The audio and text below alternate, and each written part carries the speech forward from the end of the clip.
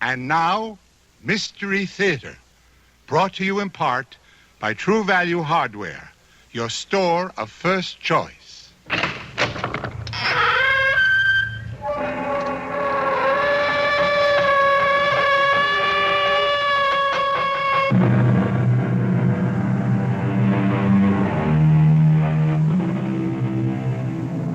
Come in. Welcome. I am E.G. Marshall. Welcome to the sound of suspense. Welcome to the fear you can hear. But mostly to the world of terrifying imagination. In the story you're about to hear, the heroine is a young woman of 77 who has reached her golden years with her sense of independence intact, with a spryness to her limbs, very good vision, and excellent hearing. But as you are about to learn, there are times when hearing well is not a blessing. I did it, Mrs. Canby. Are you listening to me? I killed Richardson. Oh. I did it. Me. No, I don't want to hear it, Mr. Paulson, please. Please don't tell me about it. Please.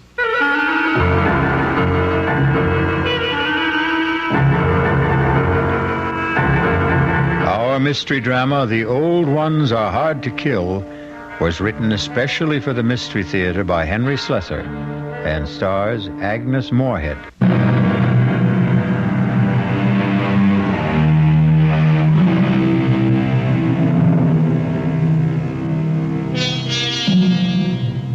And now, here's Act One of The Old Ones Are Hard to Kill. It begins with a stethoscope, a blood pressure reading, an electrocardiogram, and an altogether satisfying report on the health of Mrs. Ada Canby. Well, can't see a thing to complain about, Ada. That little congestion you had last time is all cleared up. All in all, I'd say you're doing fine. For a woman my age, you mean, huh? The older the chicken, the tougher it is to kill. That's what my grandmother used to tell me, and she lived to be 98. Speaking of relatives, you see much of Walter? My grandson? Oh, the usual once-a-year visit. And he always comes up with the same complaint. What's that? That I shouldn't be living all alone. That big house of yours must get pretty lonely sometimes. Well, the truth is, Dr. George, I'm not alone there. You're not? I decided to take in a boarder last month. Really? I haven't written Walter about it. I'm sure he'd object to my taking in a stranger, but there's really nothing wrong with Mr. Paulson, except his health, maybe. His health? What's wrong with him? Oh, the poor man's had a terrible cold for the past 2 weeks. Won't let me do a thing for him, though. Now, where did you meet this Mr. Paulson? He answered the ad I ran. He's just back from South America. Been living in Brazil for years. He's a very nice gentleman, really. He keeps to himself and tends his birds. He has the loveliest blue parakeets. You can hear them chirping all over the house. Oh, yeah. It's the friendliest sound. Well, I don't see anything wrong with what you're doing, Ada. Just make sure you don't go and catch the man's cold. There's not much chance of that. Poor man hardly ever leaves his room. Well, how much do I owe you? I'll send you the bill. I'm sure you'll forget all about it. Promise me you'll send it.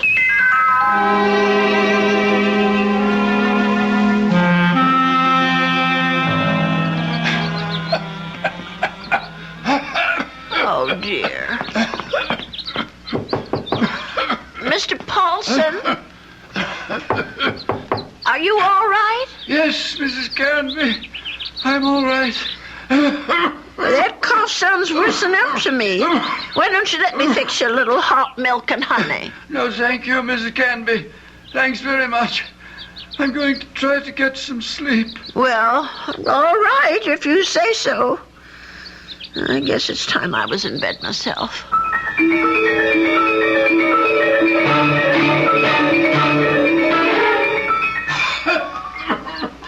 Oh, my, listen to that poor man. I wonder if he keeps his birds awake, too. Mrs. Canby, please. For Please. heaven's sake, is he calling me? Mrs. Canby. He is calling me. I'm coming, Mr. Paulson. Oh, no. Where are those darn slippers? I'll be right there.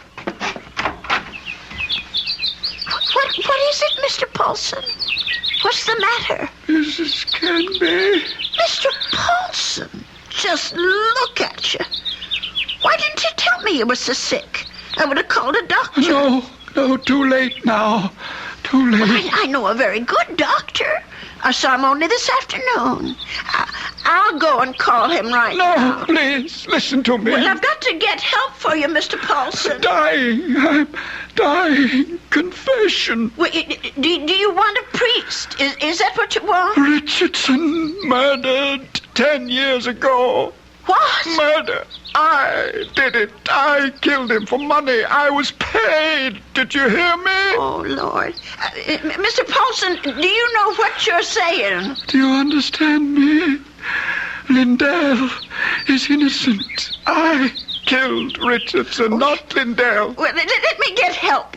And you can tell them yourself, Mr. Paulson, the police, the doctor. You tell them, please. Tell them to free Lindell. He's innocent. Tell them I'm the one who killed Richardson 10 years ago. Oh, I don't know anything about such things, and I don't want to. I did it. I killed Richardson. I did it. I don't want to hear it. I don't. Please don't tell me. Please, Mr. Paulson. Mr. Paulson. Oh, dear God, I think he's gone.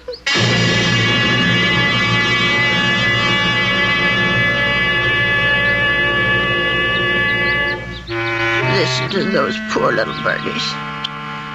I suppose they miss poor Mr. Paulson. I'll lay them in his room. Well, let's see about this letter now. Dear Walter, I hope you don't mind my turning to you for advice, but I really don't know what to do. It's been 3 days since my boarder, Mr. Paulson, passed away, and I still haven't told the police what the man said to me. I just can't bring myself to get mixed up in anything like this. Dear, what's the use of writing Walter? He'll probably think I've dreamed it all up. No, I'll just forget it. Only how do you forget such a thing? Those names, I keep hearing them. Richardson, Lindell. Lindell is innocent.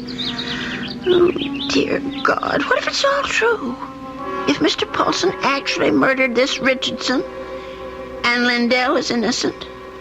Only, well, who are they? I wonder if a telephone book, well, why not? Let's see. Richardson, Richard, R-I-C-H-A-R-N. Yes, here it is. Oh, Lord, there's dozens of them. Well, I'll try Lindell. That wouldn't be as common, I don't suppose. Yes, here it is. There's only about half a dozen, then. D-L-D-E-L-L. Oh, my heavens. Lindell and Richardson. Both names together. Lindell and Richardson Investments. 9 Concourse 4153132. I wonder if... Well, maybe it's the only way to be sure.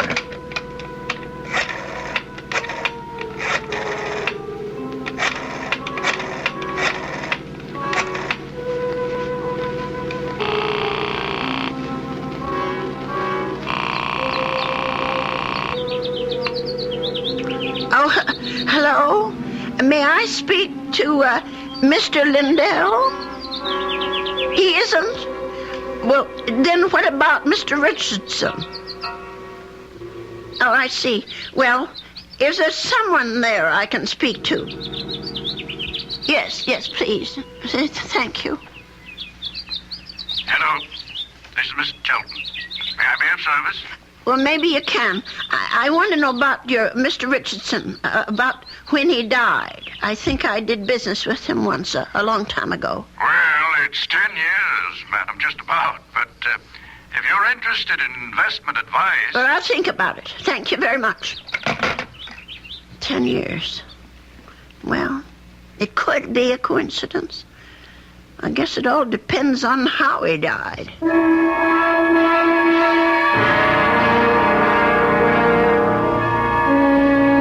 Mrs. Canby, please come in. Have a seat. Thank you. Well, now, how can we be of help to you? I didn't come here to get help, Mr. Shelton. I came to help you, as a matter of fact. Or rather, somebody you know. Who would that be? Mr. John Lindell, the man who was supposed to have murdered Mr. Richardson. I'm afraid I'm not following you. Well, it took me all week to find out what happened to those two men, and finally I found the story in the old newspaper room down at the library about Mr. Lindell being indicted for killing his partner. But I'm sure you know the whole story a lot better than I do. Well, of course I know the story, but that was quite a long time ago, Mrs. Canby. 10 years doesn't seem so long when you're my age. Anyway, the point is that I can help your Mr. Lindell, only I can't do it alone. Did you know John Lindell? No, I didn't. Nor Mr. Richardson, for that matter. The man I knew was named Paulson. Who? I rented a room to Mr. Paulson, and he died about 8 days ago of pneumonia. I was there when it happened.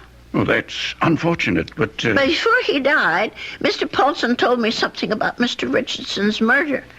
He said Mr. Lindell hadn't been responsible, that he, Mr. Paulson, had committed it. For money. Oh, Mrs. Canby, listen to me. It was this man Lindell that bothered him. The fact that he was in prison for something he didn't do. I thought I should tell you this, Mr. Shelton, because you knew both of these gentlemen. It said so in the newspaper. Mrs. Canby, my dear woman. What? I don't know what silly story you heard, but it's completely wrong. There wasn't any question about what happened. This boarder of yours, whatever his name is, merely had an obsession. Well, just the same, I thought you could follow through on this business. Yeah. Tell the police. Because if it is true, Mr. Lindell should be freed. On evidence like that? Well, I don't know anything about evidence. I'm just telling you what I heard. Well, never mind. I suppose I should have told the police myself. Oh, wait, Mrs. Canby. Let me put your mind at rest. John Lindell is no longer in prison. He isn't? He's dead, Mrs. Canby. He's been dead for the last 3 years. Oh. He wasn't a young man when all this happened, when he accused his partner, Fred Richardson, of defrauding him and shot him dead. He died? In prison? Even if all you say is true, that this man was Richardson's murderer, you can't help John Lindell any longer. He's beyond that. But his name, don't you want to clear his name? Have you any proof, any living witness? Just myself. Forget it, Mrs. Canby. That's my advice to you. The old wound is healed. Don't reopen it. Oh, well, it troubles me so. I haven't thought of anything else since it happened. Perhaps if I saw a minister, if I had some advice from a man of God, maybe... Mrs. Canby, now you've said something. Now you've shown me the way. That's where our answer lies, dear woman, in prayer. Mm-hmm. In the forgiveness of our dear Lord. Will you pray with me, Mrs. Canby? Pray? Here? Why not? God is everywhere. Please, join me.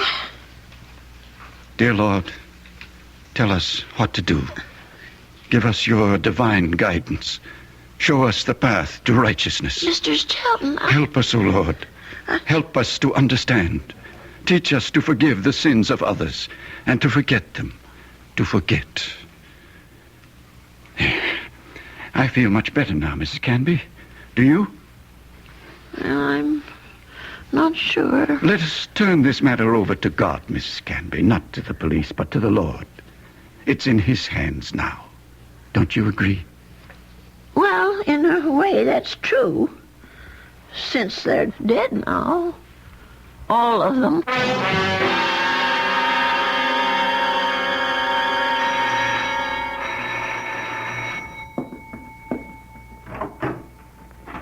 Yes? Mrs. Canby? Yes?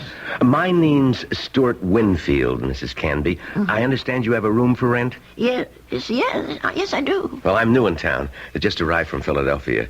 I've been staying at a hotel, but I'd like something homier. Well, the room I have is $35 a week.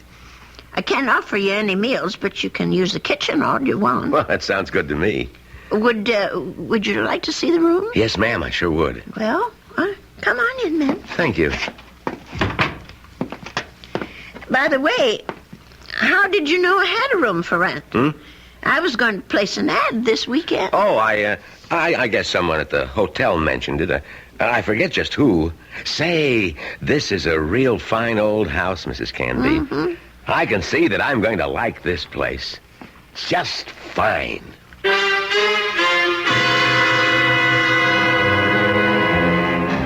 And so Mrs. Canby has a new boarder. He's a very personable young man, with a great deal more charm than old Mr. Paulson had. Perhaps in a little while Mrs. Canby will be able to forget her former boarder and the shocking confession he made on his deathbed. I'll be back shortly with Act 2.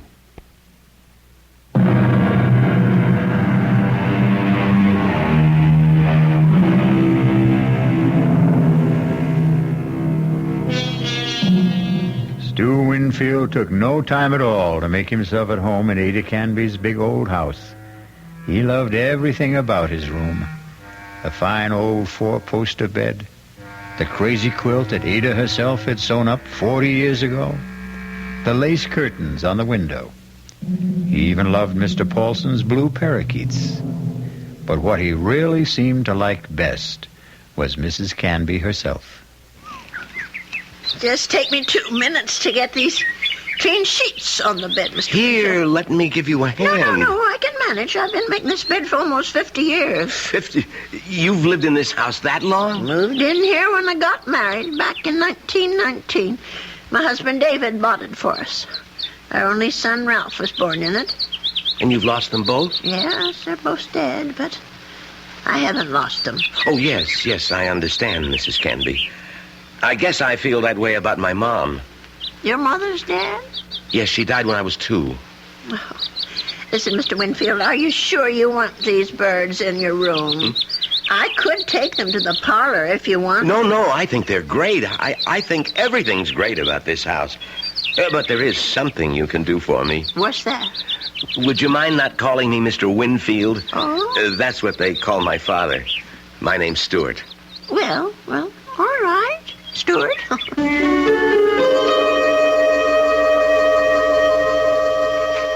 Dear Walter, I think it's about time I told you that I have a boarder in the house. Mr. Winfield is the nicest young man you could want to meet.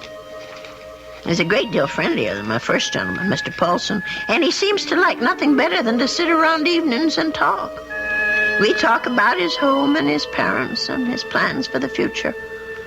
I think the poor boy misses his home and family, and I'm sort of a substitute for all that. You know, it isn't really fair, Mrs. Canby. You said I had kitchen privileges, but that doesn't mean you have to cook for me. Well, it's a pleasure, Stuart. I haven't had anyone to cook for in years. You're kidding.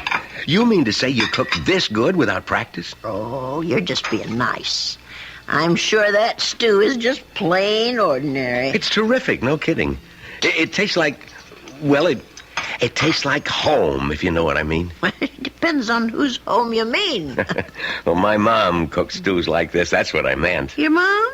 What? But she died when you were only 2. Oh, well, I guess I didn't mean my mom exactly. I was thinking of my Aunt Martha. I mean, she's the one who sort of took over the cooking and stuff after my mother died. And my father's sister, you know? I see. Well, that was lucky that you had someone to take her place. Yeah, that's right. Excuse me. My Stuart, you're not coming down with anything, are you? No, I'm fine. Just a little case of the sniffles. Listen, if your room isn't warm enough, I have an extra blanket. No, the room's just fine. Don't worry about it. Oh, you be sure now. I know I felt a little guilty about poor Mr. Paulson when he got sick. Maybe I didn't take good enough care of him. Paulson? Mm-hmm. Was that your former boarder, the bird lover? Yes, that was his name, the poor man. Well, tell me about him. Well, I don't really know that much about him. He lived here less than 2 months. Well, what sort of a guy was he? Very quiet. He kept to himself. Did you say he was from South America? I don't remember if I did or not. Well, you must have said it. Yes, of course. He was American, but he'd been living in Brazil. I don't know why exactly. Although, come to think of it, maybe I do. What do you mean? Well, it just occurred to me that Brazil might be just the place for someone who came into a lot of money and wanted to leave the country. I don't understand this. Oh, my. I really think you are getting a cold, Stuart. I'm getting that blanket out this minute. Now, wait, Mrs. Canby. I'd rather hear about... Never mind. I don't want to take any chances. I'll be right back. Yes, Mrs. Canby. Don't take any chances.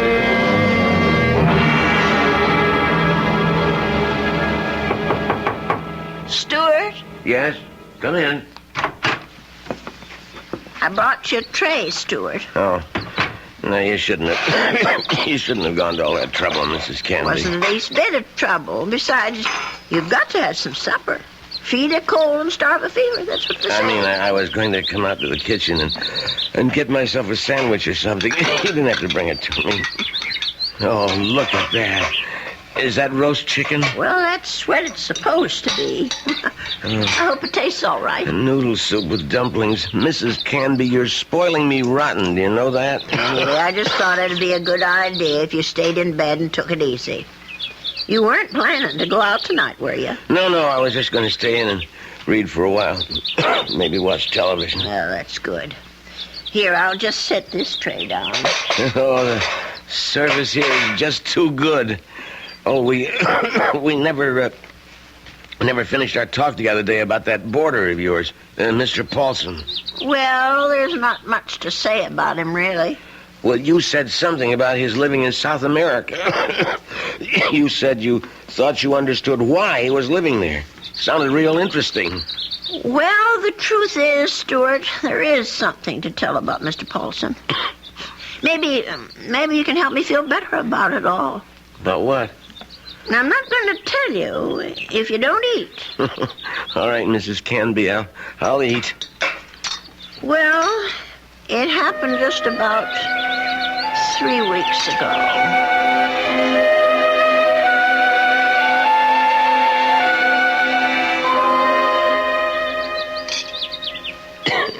You know something, Mrs. Canby? That's about the best roast chicken I've had in years. I'm sure I spoiled your appetite with all my chatter. No, that was a really interesting story. But what do you think of it all, Stuart? Do you think I did the right thing?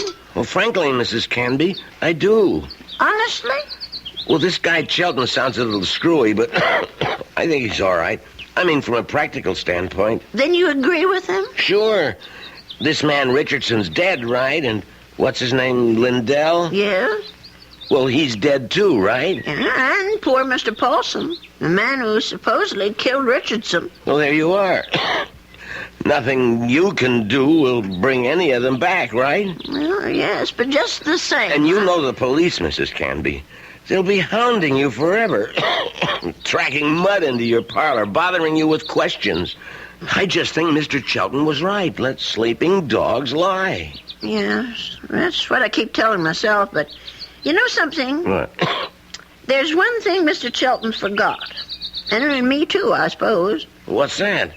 Why, the real murderer. He may still be alive, even if all the others are gone. Don't you see? No, I don't. Even if Mr. Lindell can't be helped anymore, that doesn't mean the real murderer should get away. But the real murderer is dead. Paulson. No, the killer is the man who hired Mr. Paulson. Don't you see? Is it right that he should get away with it? Now, wait a minute. You're jumping to conclusions. No, I'm not. Mr. Paulson told me that he was hired to do this thing. Well, maybe he was hired by Lindell. Maybe Lindell hired him, and then Paulson got cold feet, and Lindell did the shooting himself. No, I'm sure that isn't true. You see, I read the newspaper article all about it. Well, you really were thorough about this, weren't you, Mrs. Canby? You poor man. That coal's gone to your chest now, hasn't it? No, I'm all right. Stop worrying about me. Let's talk about this other problem of yours. Well, maybe I'm making it more of a problem than it should be. Maybe if I just told the police everything, I could forget it once and for all. No, I really couldn't advise that, Mrs. Canby. Well, it said in the newspaper story that the two men were partners in that investment firm. Mr. Lindell thought that his partner Richardson was cheating, taking money out of the firm, and that's why he's supposed to have shot him. Wasn't there a witness to the shooting? Why, yes, I think there was. Come to think of it, it was Mr. Shelton. That's right. Well, doesn't that wrap it up for you? Well, it would if it wasn't for Mr. Paulson. Listen, Mrs. Canby, you know how much I like you. Why, in just a few days, you're more like family to me than my Aunt Martha ever was. Well, it's nice of you to say, Stuart. And that's why I want you to listen to me about this. That's why I want you to forget about this whole foolish thing. Listen to you. You sound awful, Stuart. Just terrible. No, I'm all right. No, you're not all right. I'm going to get you some cough medicine right this minute.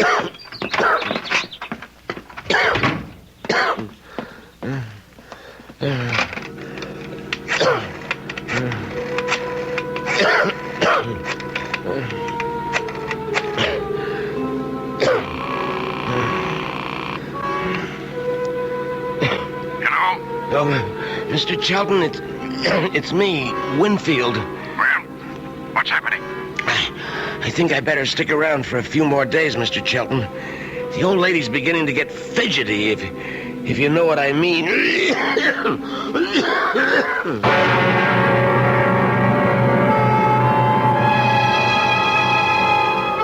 Well, something tells me that Stuart Winfield isn't such a nice young man after all. Could it be that he wasn't telling Mrs. Canby the truth about his dear mother and his Aunt Martha? Could he have not told her the truth about his plans for the future? Of course, the real issue is, what sort of plan does he have for Ada Canby's future? I'll be back shortly with Act 3.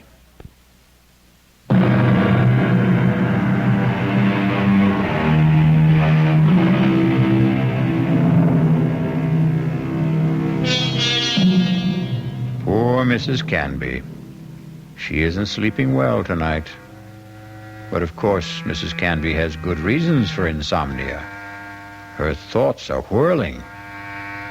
Her boarder Stuart was right.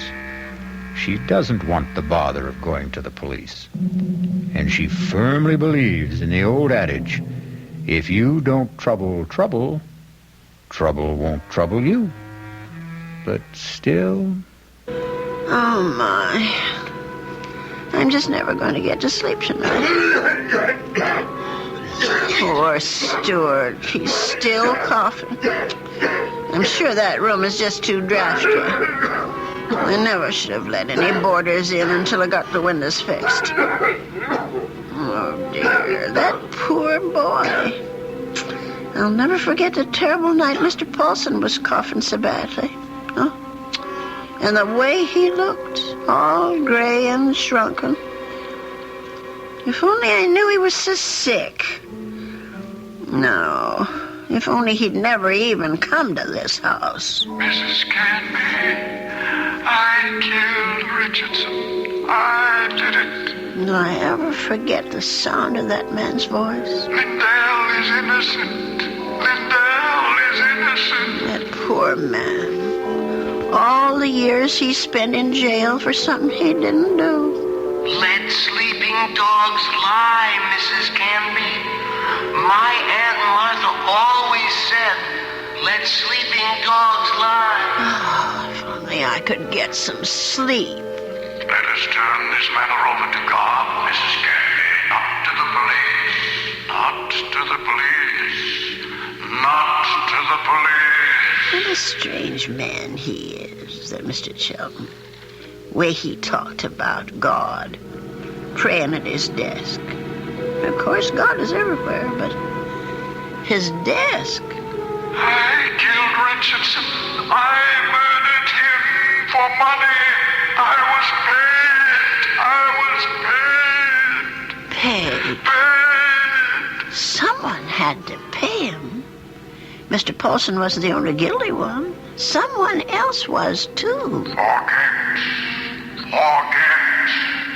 Oh, dear Lord, Mr. Shelton. Shelton, what did that newspaper article say? The chief witness against Mr. Lindell was Arnold Shelton. But how could he be a witness to something that never happened? How could he be? Well, I'll have to tell someone. I'll have to talk to someone. Yes, I'll tell Stuart about it in the morning.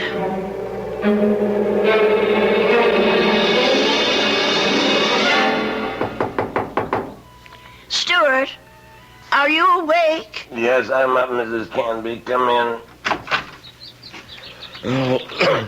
Oh, no. Now, don't tell me I'm getting breakfast in bed, too. Well, I know you had a terrible night last night, Stuart. You were coughing much worse than ever. I guess that medicine wasn't very good. Sorry I kept you awake, Mrs. Canby. No, that wasn't your fault. No. Something else kept me up. What was that? Oh, my mind, I guess. Maybe I should say my conscience. Well, that sounds serious. But it is something serious, Stuart. Well, I might have let a man get away with murder. No, it's even worse than that. He did something worse than murder. You're talking about Paulson again. No, I'm talking about the man who hired Mr. Paulson. He didn't just have that man Richardson shot. He let an innocent person go to jail and die there. Now, that's like committing 2 murders, if you ask me. I have to tell you something that occurred to me last night. Sure, go ahead. Well, it's about Mr. Shelton. Mr. Arnold Shelton. Yeah? Go on. I'm listening. Stuart, I wonder if maybe the reason Mr. Shelton was so upset with me, the reason he didn't want me to go to the police, was because he was afraid. Explain what you mean. Well, what I mean is maybe Mr. Shelton had good reason, besides the one he told me. He was working for both Mr. Richardson and Mr. Lindell at the time of the murder. Well, so what? Well, he was also the chief witness at the trial. A witness for the prosecution. But he saw the shooting, didn't he? But that's just the point. He saw Mr. Lindell shoot Mr. Richardson. Well, that's not what you told me last time. I mean that he was an eyewitness. No, that's right. He didn't actually see the shooting. He was miles away when it happened. I don't quite remember the details. There was something about a phone call, maybe? Yes, that's what it was. He claimed that Mr. Richardson was talking to him on the phone when Mr. Lindell showed up at his apartment. He said that Richardson cried out something about Lindell having a gun. And then he heard the shot. But how could that have happened if the gun was fired by Mr. Paulson? If, Mrs. Canby, that's the big little word, isn't it? If. But don't you see what I'm saying, Stuart? Arnold Shelton had the most to gain. Gain? From what? From both these men leaving the firm. That'll leave the whole thing to him. All those customers, all the investments he handled, all the commissions, or whatever they call it. Are you accusing this guy Shelton of being the killer? Yes. It's the only answer, Stuart. Well, look, if that was the case, the police would have figured it out. But they didn't.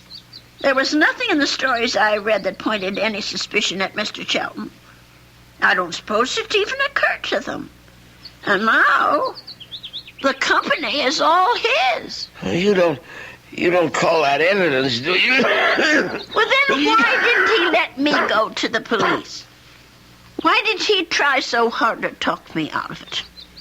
That man was praying, Stuart. He was taking the name of the Lord in vain. Oh, I'm sorry, Stuart. I'm so sorry. I won't bother you anymore. I know what I have to do anyway. Mrs. Candy. I won't Wait. be gone long, Stuart. No, wait. But the minute I get back, I'm going to call Dr. George and ask him to come over. You're sick. Never mind You're- the doctor. Are you calling the police? No, I won't call them. You're right. I don't want them tracking mud in my parlor. I'm going down to the station house and talk to them. I'll get dressed now and go straight there. Please think about what you're doing. I'll tell them what I know, and they can do the rest. Now, you try to eat something, Stuart. Please. Mrs. Candy.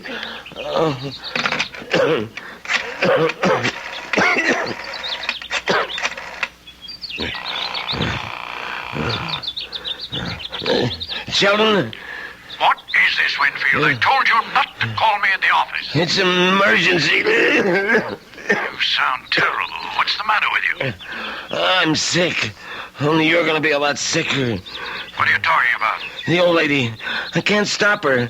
She's decided to talk. What? She figured it out. Figured out exactly what you did, Sheldon, and how you did it. You fool. You've got to stop her. Do you hear me? That wasn't part of the deal, Sheldon. It's all of the deal now. The price didn't include anything like that. The price just doubled. Old ladies are always having accidents. Make her have one. Make her have one now, Winfield. All right. She's gonna have a fall down the cellar steps. Right now. I gotta get my robe on and my slippers. I gotta hurry.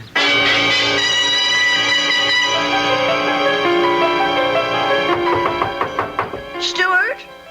Is that you? Open up, Mrs. Canby. For heaven's sake. Stuart Winfield, what are you doing out of bed? Now, you go right back there this second. I gotta talk to you, Mrs. Canby, before you go to the police. Just listen to you. You're all winded. You can hardly talk, Stuart. Now, go back to bed before you catch pneumonia, too. Now, don't go, Mrs. Canby. It would be better if you never went to the police. Better for you. Better for me. For you? I don't understand. Well, then I wouldn't have to hurt you, Mrs. Canby. That's what I mean. I wouldn't have to do anything bad to you. Stuart, what in the world are you talking about? Come on, old lady. You don't... You're smart, all right. You really think things through.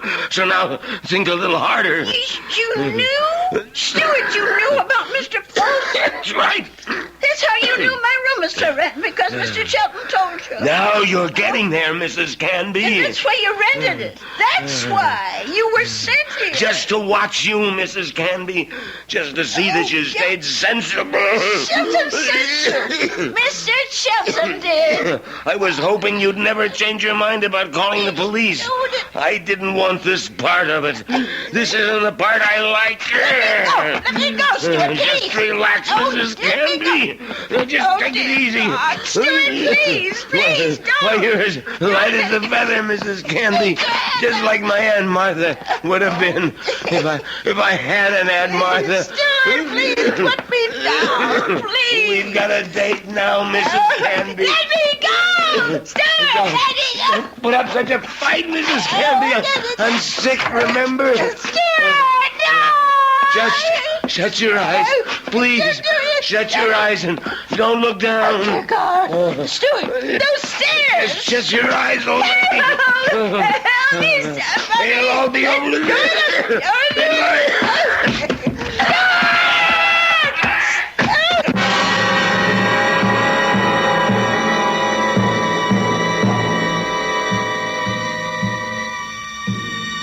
It's all right now, Ada.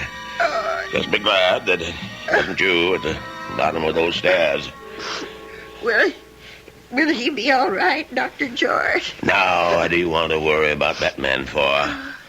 Truth is, his injuries don't amount to very much. A couple of broken ribs seem to be the worst of it. But he'll be a patient for some time before they can put him in prison where he belongs. Him and his, friend. What was that man's name again? You mean Mr. Chelton? Have they arrested him? Yeah. That's what the police detective said. I don't understand. Stewart's injuries aren't serious. It's not the fall that made Winfield so sick. His case was diagnosed as simple pneumonia at first. And then I remembered about your first boarder. Nelson, was it? No, Paulson. Yes, Paulson. But he had pneumonia, too.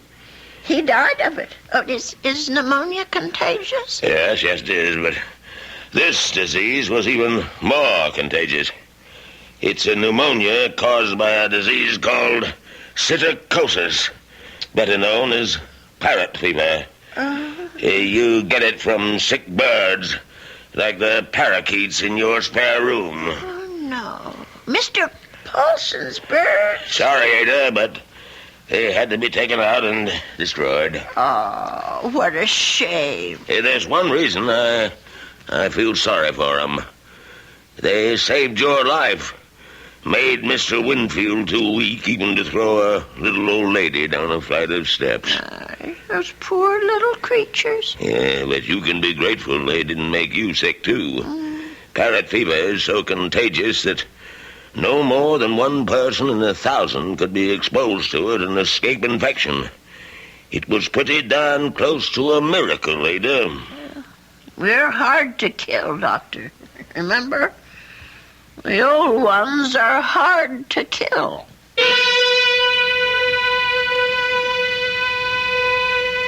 They say that people are living longer than ever before. And when we look at Ada Canby, we can understand why. She's a tough old lady. So tough she could withstand the threats of man, beasts, and bird. So let that be a warning to all those who think that our senior citizens are easy prey for crime. Watch out. They may turn the tables on you. Or the stairs. I'll be back shortly.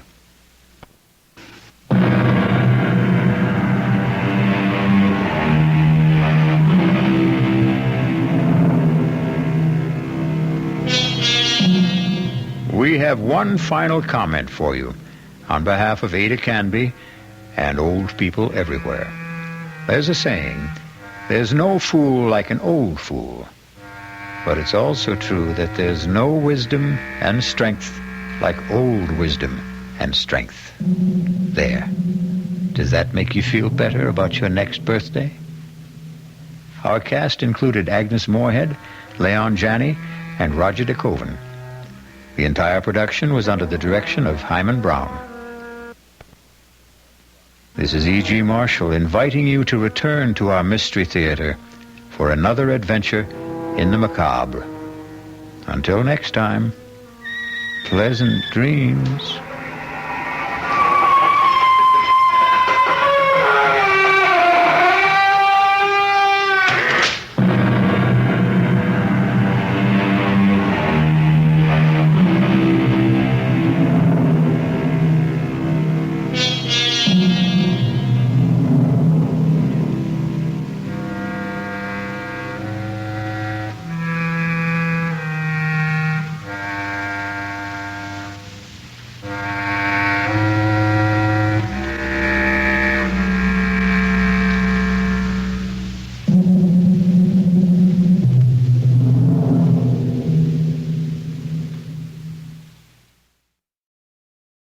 And now, Mystery Theater, brought to you in part by True Value Hardware, your store of first choice.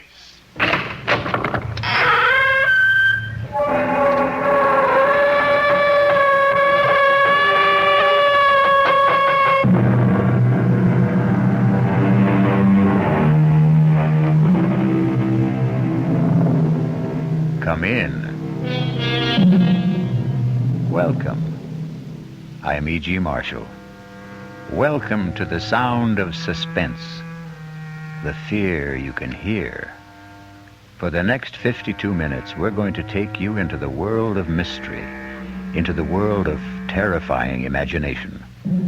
The story you are going to hear concerns a question which has been asked since the first men on Earth were born and died. Is there a life after death? Is there a way to return from the grave? And if there is, can we come back in the body of a living creature? Even one that has claws instead of fingernails? Here is one chilling answer. Dr. Singh, you have to tell me. Could my wife have come back as a bird? A sparrow, something like that? Well, your wife was a rather big woman, Mr. Morsby, in a physical sense. How about a snake? A seagull? How about a cat? A great, big, fat cat? A cat?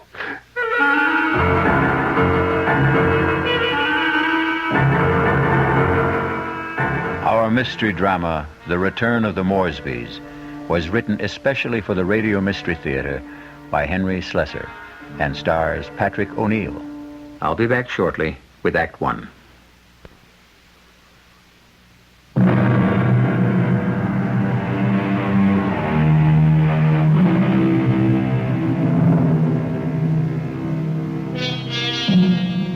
Now here is Act One. Like all murder stories, sooner or later, it reaches the office of a daily newspaper. You wanted to see me, Chief? You bet I want to see you, Prouty. Come in and shut that door. I bet I know what it's about. That story I filed on Richard Morsby, right? I got a flash for you, Prouty. This is a newspaper office, not a fiction magazine. You take this story of yours and see if you can sell it to Weirdo Digest or something. But get it off my desk. Now, wait a while, Max. I know it's offbeat, but I thought I handled it with a kind of a light touch. Stories about murder can't be handled with a light touch, not on this paper. But it's accurate. I mean, this is exactly what the guy Morsby told me, just before he died. Well, he must have been out of his head. He asked for somebody to hear his story. That's how I got to meet him. I was at the hospital covering that subway accident. Now, that story made sense to me. Nothing but nice, clear facts. But this nonsense... Please, let me tell you about this guy. Maybe you'll change your mind. All right, what about him? Well, for one thing, he was a real distinguished-looking guy. The only thing peculiar about him was his eyes. His eyes? Yeah. They were the palest blue eyes I ever saw on a man. They weren't really blue at all. They're like silver. Big deal. So he had silver eyes. And when he started to tell me about himself, well, I just had to hear the whole story, Chief. Yes, I was born in You would London, have, but too. my family moved to the States when I was young. They didn't improve much on the climate when they did. We lived in Vermont. I don't think I was ever warm enough until the age of 24 when I moved to Southern California. I lived on beaches. A superb swimmer, a superior surfboarder, and a terrible bum. It was on the beach at Malibu that I met the woman who was to become my wife. Her name was Una.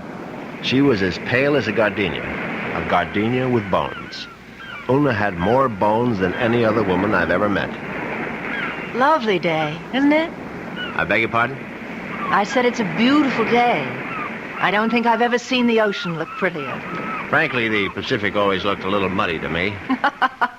I wonder if that's what Balboa said when he first saw it. Well, he probably said, what a great place for surfing. Ah, I see you have a surfboard. Yes, as a matter of fact, I think I see a wave that I like. Will you excuse me? Well, I wish I had the nerve to try it. Yeah, you really should. Well, bye now. Maybe I'll ask my chauffeur to teach me. I'm sorry. What did you say? Charles, my chauffeur. He's very good at sports. Come to think of it, that wave doesn't look so good after all. By the way, my name is Richard. Richard Morsby. How do you do? My name is Una.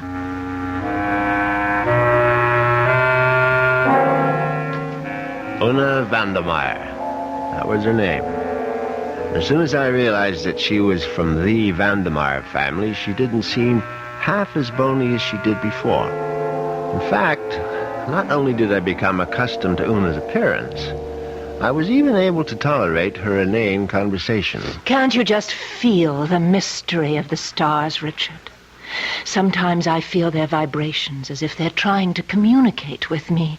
Do you ever feel that? Well, sometimes, I suppose. I really think we must be one with the universe, don't you? I really believe there's just one great universal soul, and we're all part of it. Don't you think so, too? Yes, of course. Right on, as they say.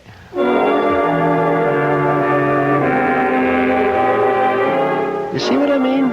She talked that way all the time, from the first day of our honeymoon. Well, it was a fine honeymoon just the same. It lasted a whole year on the beaches of the Caribbean, on the French Riviera. I got browner and browner. Una got freckles. Finally, we returned to our home in Los Angeles and settled down to a quiet, comfortable marriage.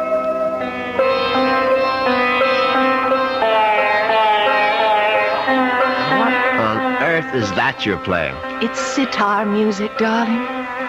Oh, it's just so spiritual. What made you buy the record? No, Dr. Singh recommended it. Who? Dr. Singh, at the Temple of Metapsychosis, you know. The Temple of what? Metapsychosis. I told you about joining the temple last week. Oh, Richard, sometimes I think you don't listen to me.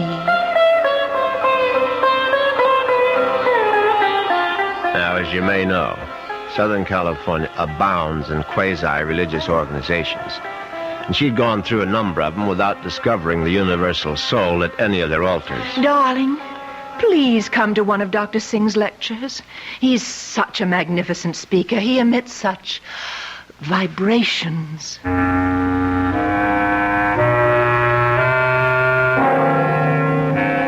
And I went. You see what an obliging husband I was? And actually, it turned out to be more interesting than I thought. The temple itself was unpretentious, and Dr. Singh was an impressive man. And when he spoke, I realized why his message had such appeal for Una, because he preached a doctrine that combined eternal life with a love of small animals. The soul is immortal. The soul cannot die. The soul, upon leaving the body, must make its passage elsewhere. There is a science called eschatology, which deals with the last four things: death, judgment, heaven, and hell. It is the most ancient of all sciences, and from its wisdom has come the inescapable certainty of the transmigration of souls. Yeah, I know it's a bit weird, but stay with it. And where does the soul go? According to the wise men of all generations past, the soul departs from the mouth of the dying. It is consequently a small thing. A bird, a snake, a mouse, a dove, or a hawk, a dog, a cat, an insect. For these small creations of God are empty vessels placed upon earth for only one purpose: to house the departing souls of humanity, so that they need not wander forever in a trackless eternity. Yeah, it's pure rot, of course. But that's what the man said, and Una sat there and believed every single word. Oh, wasn't he marvelous, Richard? Isn't it wonderful that the soul never dies, that we can all come back as little animals? I'm not sure I want to come back as an animal. But you'd still be you, Richard. Oh, don't you see?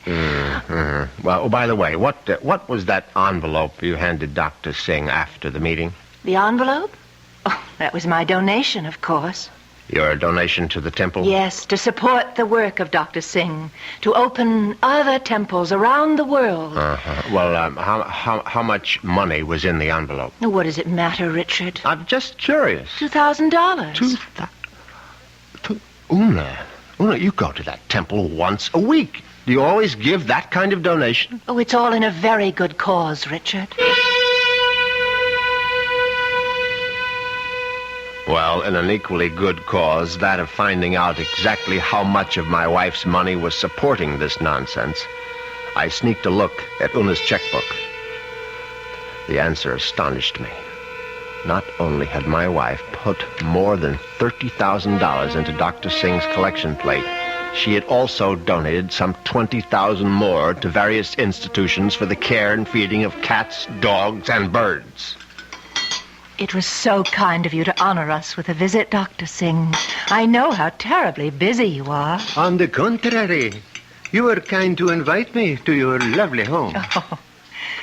Now tell me, Dr. Singh, what determines the kind of animal one becomes when the soul escapes after death? Mrs. Morsby, that is a question which has baffled wise men for countless generations. But isn't it possible to do, well, research? Yes, Mrs. Morsby. I don't doubt that we could find the answer to such great questions if only we had the proper resources. But, unfortunately, that would require money. A great deal more money than the movement has at present. Well, it seems to me you don't do badly.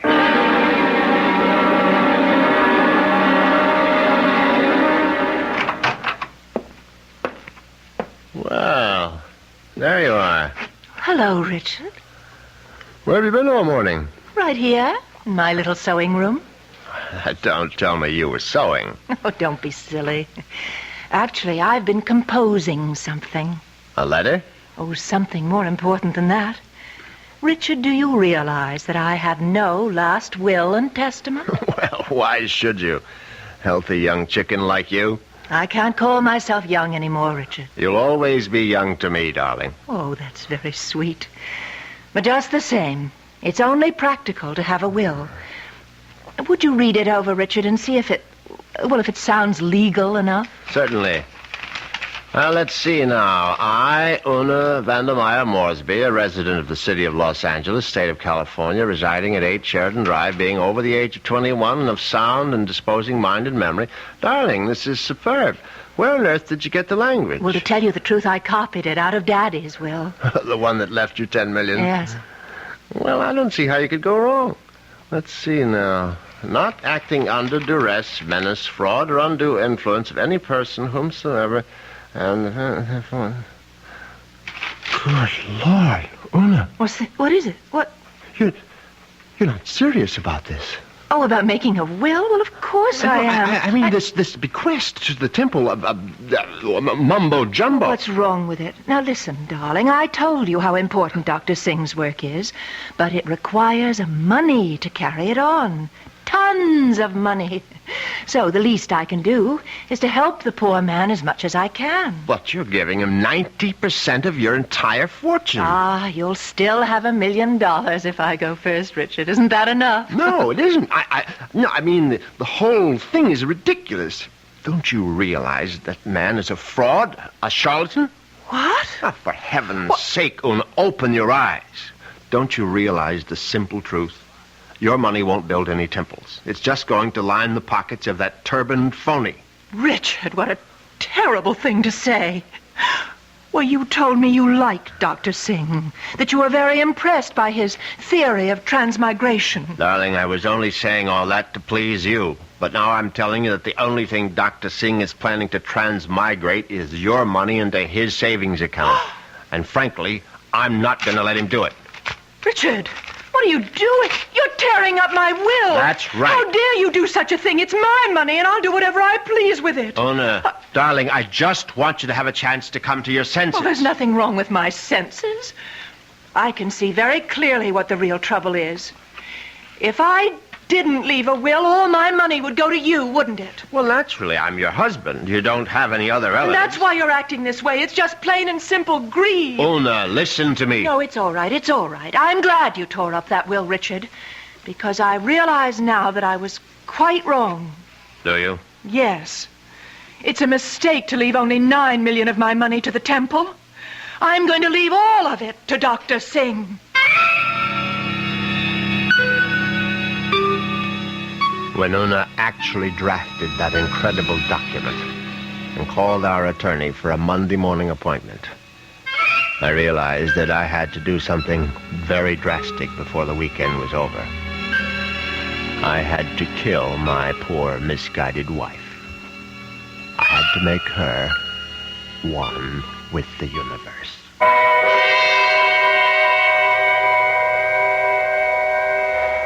It's obvious that Mr. Morsby is going to be a very reluctant murderer.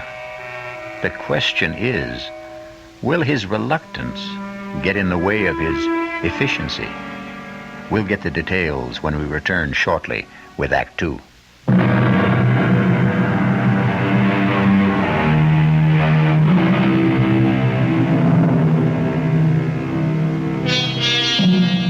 Now let's return to Richard Morsby. In order to find him, we'll have to search the highway, for Richard has taken his white Jaguar out for a spin. But there he is now. On Saturday morning, I took a little spin in my XKL and did some thinking on the open road. I didn't want to kill poor Una, of course. The whole idea was repellent. But on the other hand, the thought of Dr. Singh spending the fortune that was rightfully mine was even more abhorrent. However, I decided I would make one more stab at a reconciliation. Darling, may I come in? It's your living room, too. It doesn't feel like it. Matter of fact, I've felt like a stranger in this house for the past 2 days. I suppose that's my fault. Well, you haven't been exactly cordial, have you? I've hardly been home, Richard. I spent all day yesterday at the temple and all morning at the pet rest kennels. And how are all the little souls doing? You just won't stop being irreverent, will you? It's been my money all along, hasn't it, Richard? From the very beginning, you were attracted to my money. Oh, now, darling, if you thought that, you would never have married me. I didn't want to believe it. I don't want to believe it now. Well, now, how can I prove to you that you're mistaken? Richard, do you really want to prove it? Of course, I'll do anything you say. All right. Now, I know exactly what you can do. You can let me leave my money to Dr. Singh and the temple. The whole 10 million? Yes, because that's the only way I'll know that it's me you love.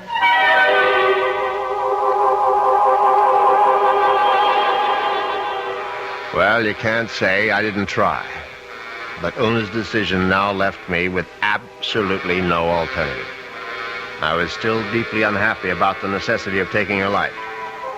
However, fate was kind to me that very afternoon. Now you're sure that you want me to continue reading, Richard? Of course, darling.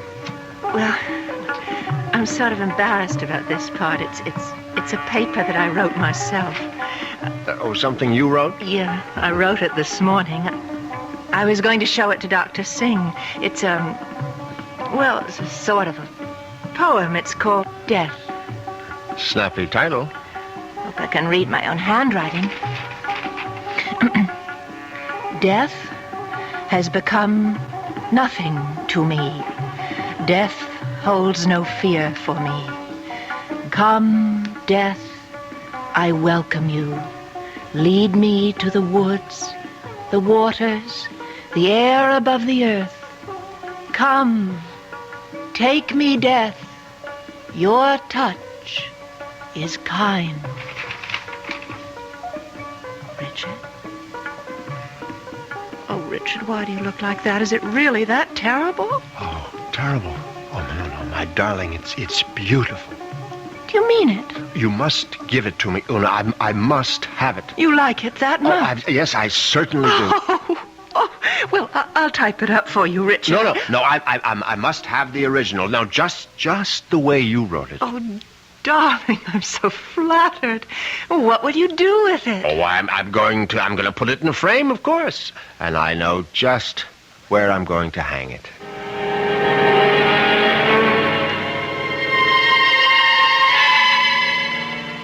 Yes, I could hardly believe my ears.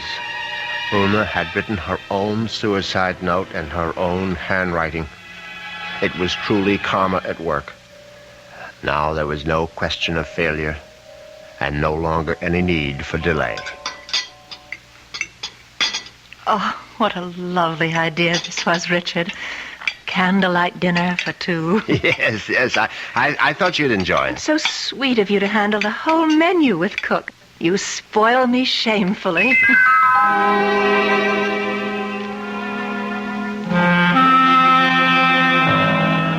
And that night, I spoiled her just a bit more by bringing hot cocoa to her in bed. Oh, Richard, you shouldn't have bothered. But I know how you like your hot cocoa before retiring, Una. You can't get to sleep without it. No, but Parker could have brought it to me. Oh, no, this is something I had to do myself. Oh, drink it down now. Yes. I'm drinking it. Does it taste all right? Oh, it tastes just fine.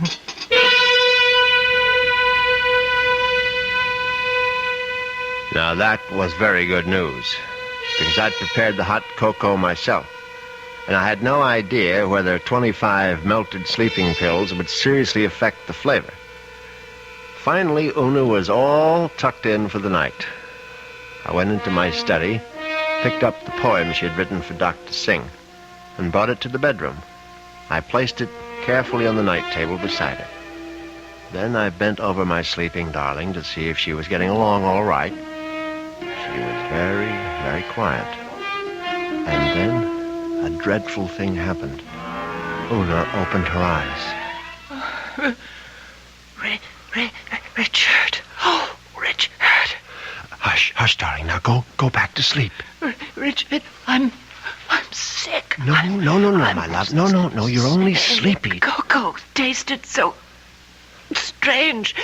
I didn't want to upset you, Richard, but I'm sick. No, you'll feel much better in the morning, Una. I promise you. Tomorrow morning, you'll be one with the universe. Richard, that paper. What paper, darling?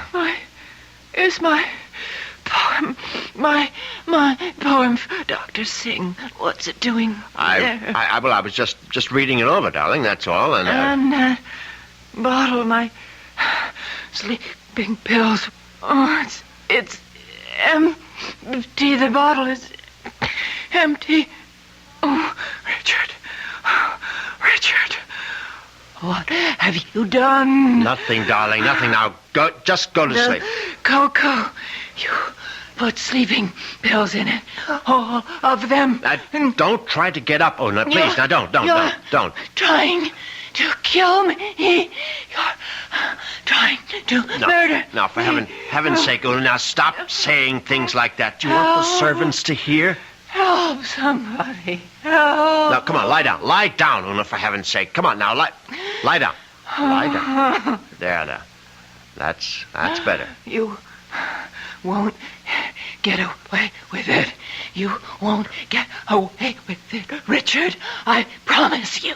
Anything you say, darling. I'll come back, Richard. You know I'll be back. Yes, of course. Just welcome death, Una. The way you wrote in your little poem. I'll be back. I swear it. Oh.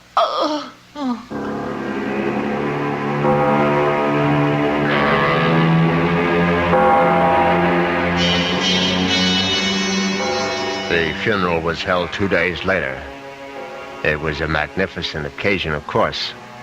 I gave Una a farewell that was consistent with her vast fortune. Everything was the best. Coffin, flowers, preacher, everything. Her burial place was one of the choicest bits of real estate at Forest Lawn. The only discordant note was the fact that Dr. Singh insisted on saying a few words at the service. They were familiar words, but frankly, they gave me a slight bit of a chill. The body of Una Morsby is dead, but her soul lives on. The soul cannot die. The soul is immortal. It has left the earthly remains of this woman and has sought the body of a small living thing. There it will abide until the Almighty is ready to choose its next home. Mourn not the end of Una Morsby, for there is no end. I couldn't help congratulating myself on how well everything had gone. When I called for medical attention the night of Una's death, the physician was only too ready to declare her a suicide. The police had to be informed, naturally, and they, too, agreed with the doctor's verdict. Una had died by her own hand, and she had died without a will. There was simply no question that the matter would be probated in my favor. Suddenly I realized I was not only rich, but a rich widower. What vistas opened for me? The devil! Look out, you stupid mongrel! Little dog trying to get run over. I admit I was shaken up by it. I mean, it was sort of a coincidence, you know?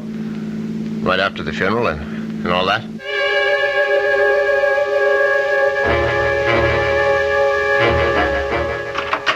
I was very glad to be home again, you can be sure.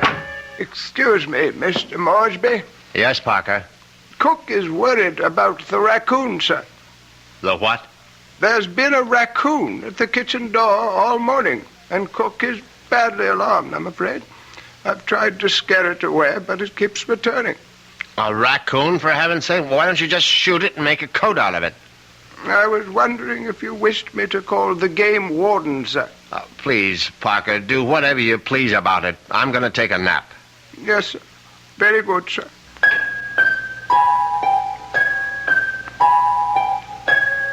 I went upstairs at once, undressed, and got into bed. It was a warm day, and yet I found myself cold.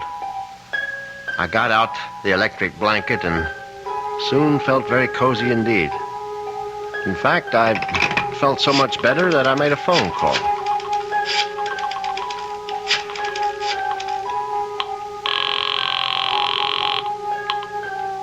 Hello? May I speak to Rachel? Thank you very much. Hello, Rachel? Yeah, who's this? Rachel, you probably don't even know my name, but it's Morsby, Richard Morsby. Huh? Who? You met me at the club numerous times. I'm the rather distinguished-looking gentleman who sits at the table on the far right corner. Oh, yeah, well, that's not my station. Yeah, I know it isn't, and I've always regretted it. Frankly, I would have enjoyed my lunches at the club even more if you had served them. Listen, I'm pretty busy right now. Well, but what I wanted to find out was if you're busy this evening. Oh, what'd you have in mind? Oh, a little, quiet dinner, perhaps. Is that all you had in mind? Why don't we just wait and see? I can pick you up outside the club whenever you're free. Yeah, how I know it's you. I mean, I'm still not sure which gentleman you are. I'll be sitting in an XKL Jaguar. Do you think you'll recognize it? A Jag? I get off at 6:30. See you then.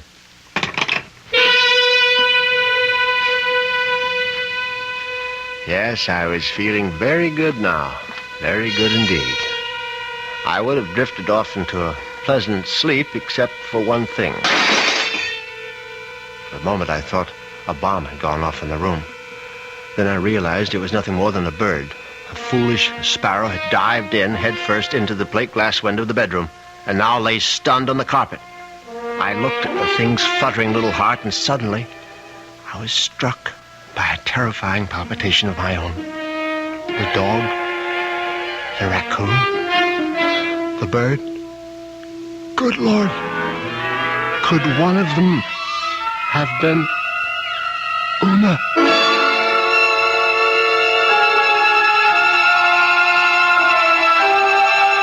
Has Una Morsby returned from the grave?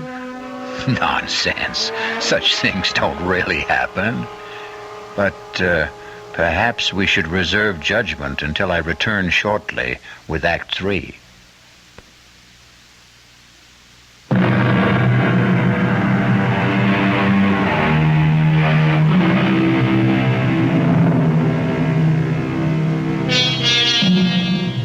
Now let's see if common sense has returned to our hero.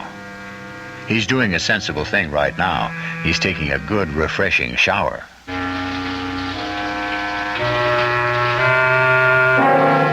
By the time evening came, I was feeling better. All my peculiar notions about Una's animal reincarnation seemed ludicrous as I stood in front of the shaving mirror. I thought about the delicious young woman that was waiting for me at the club. I'd admired Rachel's way with a tray for months. But ever faithful to my wife, I hadn't done more than gaze from afar. But now, things were going to be different. Yes, who is it? It's Parker, sir. Yes, come in, Parker. It's all right. Excuse me, sir. A bit of emergency in the kitchen. Well, what is it? A snake, sir. A what? Cook insists that there's a snake curled up in the telephone wire. Oh, that's ridiculous, Parker. Cook says it's there, Mr. Morsby. They do get into the house sometimes. Well, tell Cook she's seeing things. Tell her to stop nipping at the cooking sherry, and she'll soon stop seeing snakes. Yes, sir. What was that? I would guess it was Cook, sir. Oh, for heaven's sake, go down and see to it, Parker. I'll try, sir. But I'm not very good with snakes, sir. Well, what do you think I am, an expert?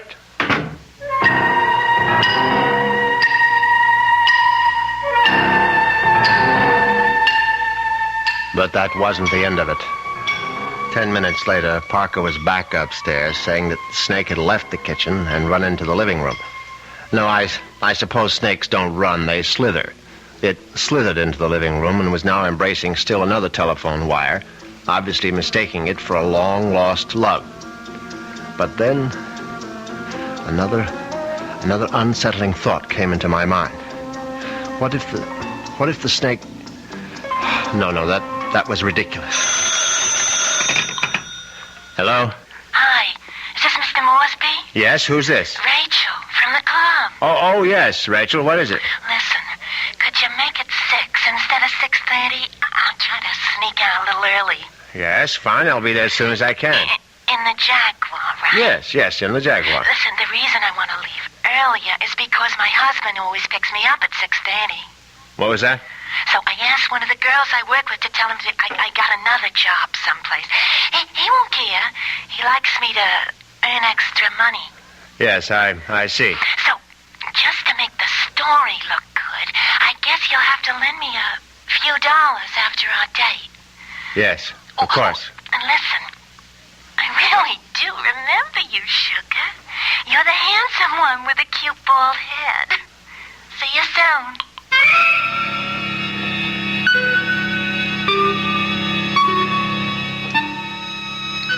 As it happens, I have a very full head of hair. But distressing as Rachel's telephone call was, an even more disturbing thought intruded. The snake was in the telephone wire.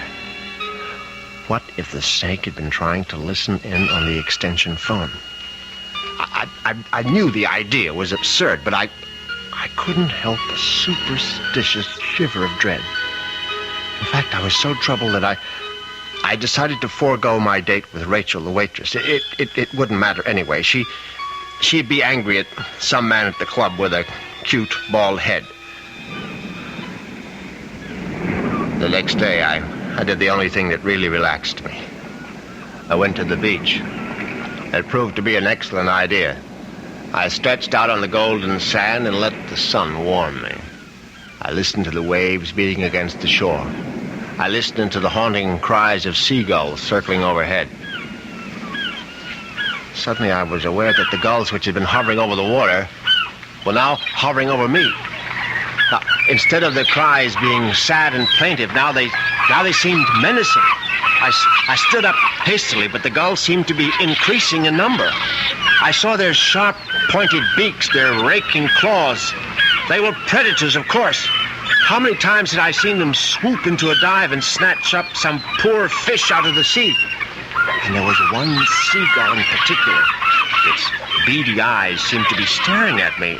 No, it was my imagination, of course. I wasn't a fish, I was a man, but just the same, I found myself running down the beach.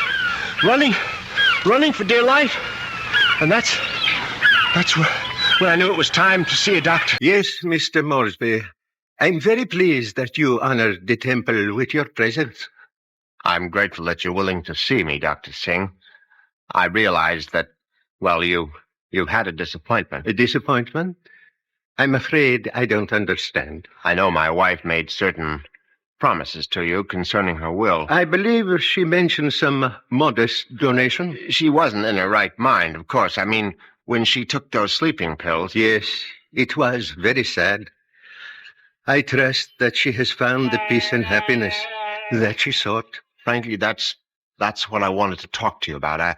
I mean, about whether you really believe that my wife is, well, that she's some kind of animal right now. But of course I believe it, Mr. Morsby. I don't merely believe. I'm positive. When your wife passed from this world into the next, her soul made its escape. Yes, I know how it goes, but what I'd really like your opinion about is what sort of animal do you think she might be now? I told you, Mr. Morsby, we have no way of knowing. But can't you take a guess? I mean, you said it might be influenced by a person's karma. Am I quoting you right? Yes. The kind of person she was in life may well determine the kind of animal she is now. Your wife was soft. Your wife was gentle. Your wife was independent in spirit. Now, what animal does that remind you of? I don't know. I can't think. Then go home and think about it, Mr. Morsby. Go home and try to be one with the universe. I went home, and I tried to be one with the universe. Now, when that didn't work, I tried being one with a bottle of scotch. I was still in the library, asleep in the big leather chair, when I heard the noise in the cellar. I simply had to investigate. I looked into the cellar and found that one bare bulb wasn't enough for a thorough search. I found a flashlight and went down the cellar steps. At first there was nothing I could see. But then, there's an empty oil can. Swiftly, my flashlight picked out the culprit. At first, I thought it would turn out to be a mouse, but instead, it was a large, white cat. I don't like cats. I never have. Skulking, cynical creatures. When the beam of my flashlight hit it, the cat froze. I saw it was an alley cat. Its fur shaggy, its eyes baleful in the light. It was fat, and yet it was bony, too. I said scat, but it didn't scat. Instead, it started to walk toward me. And I knew for certain what Dr. Singh had meant. I knew for certain I was looking at the reincarnation of my wife. As soon as that hideous apparition howled at me, I made a cowardly dash for the cellar door. Once I was on the other side, I remembered the hunting rifle that Una had given me for Christmas. It stood unused in an upstairs closet. I found it, I loaded it, and brought it back to the cellar.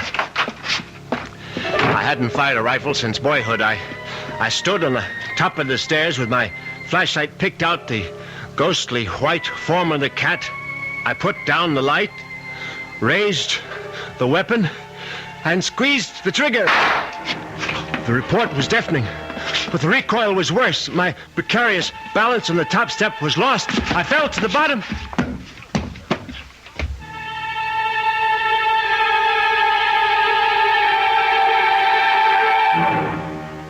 I tried to get up again, but the pain in my right leg was agonizing. I found out later that it was broken. But the cat was still alive. And it was regarding me at eye level now. Its fur matted with plaster dust. Its eyes filled with hatred. I tried to crawl toward my fallen rifle. Just as I saw the creature advancing toward me, I screamed, "Una!" Oh, my hand was on the rifle now, grasping it. Too quickly in my panic, my fingers touched the trigger, and the rifle went off again.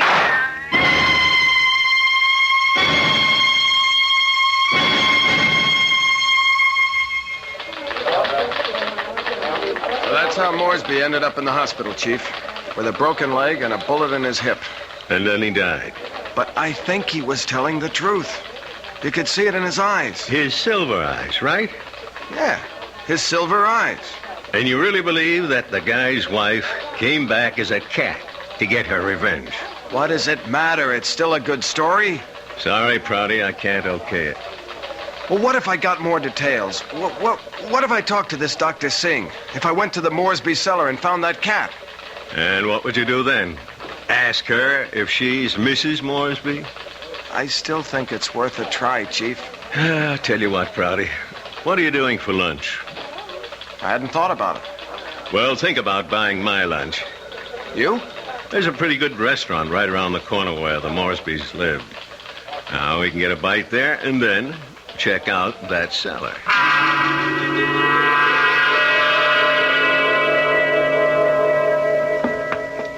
So, this is where it happened, huh? Morsby fell from these steps when he fired that rifle. Hey, you can still see the plaster dust where the bullet hit. Yeah, I see it. But I don't see any white cat. It might be hiding someplace. Or it might be a figment of his imagination. Maybe so. Hold it. Did you hear something? No. Listen. There it is. Look. It's a cat, all right. And it looks like it just found its supper. Oh, that mouse is still alive. Yeah, but not for long. Look at it squirm. He's eating it. Yep. And there goes your mouse. Oh, my God. What's the matter, Prouty? Never see a cat eat a mouse before? Chief, did you see that mouse? Sure I saw it. But didn't you notice something? Like what? Its eyes. Chief, did you ever see a mouse with eyes like that? They were so pale blue, they were almost silver.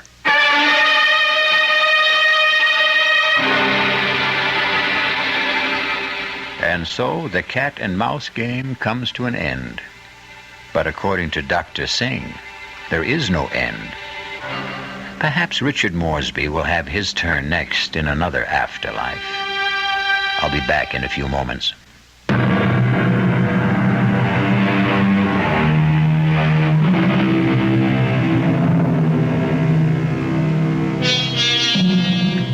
Do you believe in reincarnation? Do you believe the dead return? We have to believe it, because here we are, the reincarnation of radio drama. We hope you'll keep us alive by listening again to the Radio Mystery Theater. Our cast included Patrick O'Neill, Marion Seldes, Nick Pryor, and Dan Acco. The entire production was under the direction of Hyman Brown. This is E.G. Marshall inviting you to return to our Mystery Theater for another adventure in the macabre. Until next time, pleasant dreams.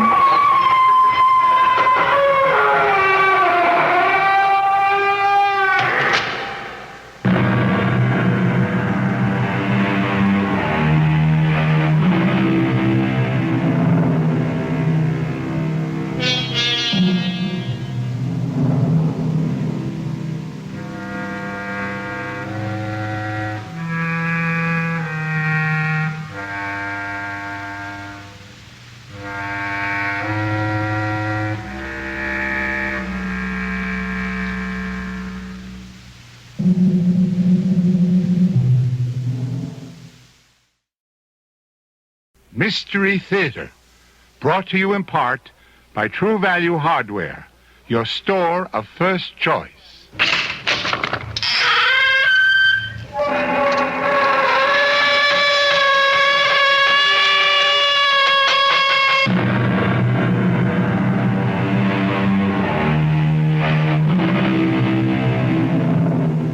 Come in.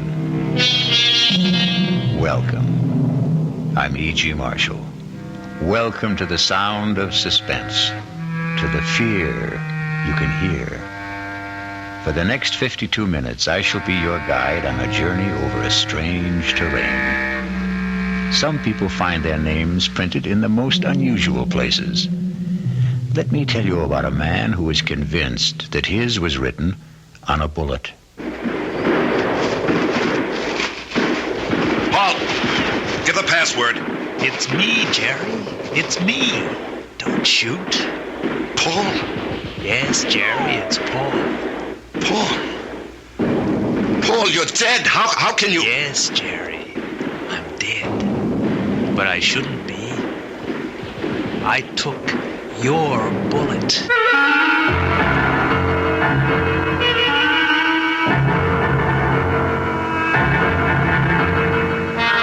Our mystery drama, The Bullet, was written especially for the CBS Radio Mystery Theater by Sam Dan and stars Larry Haynes. I shall be back shortly with Act One.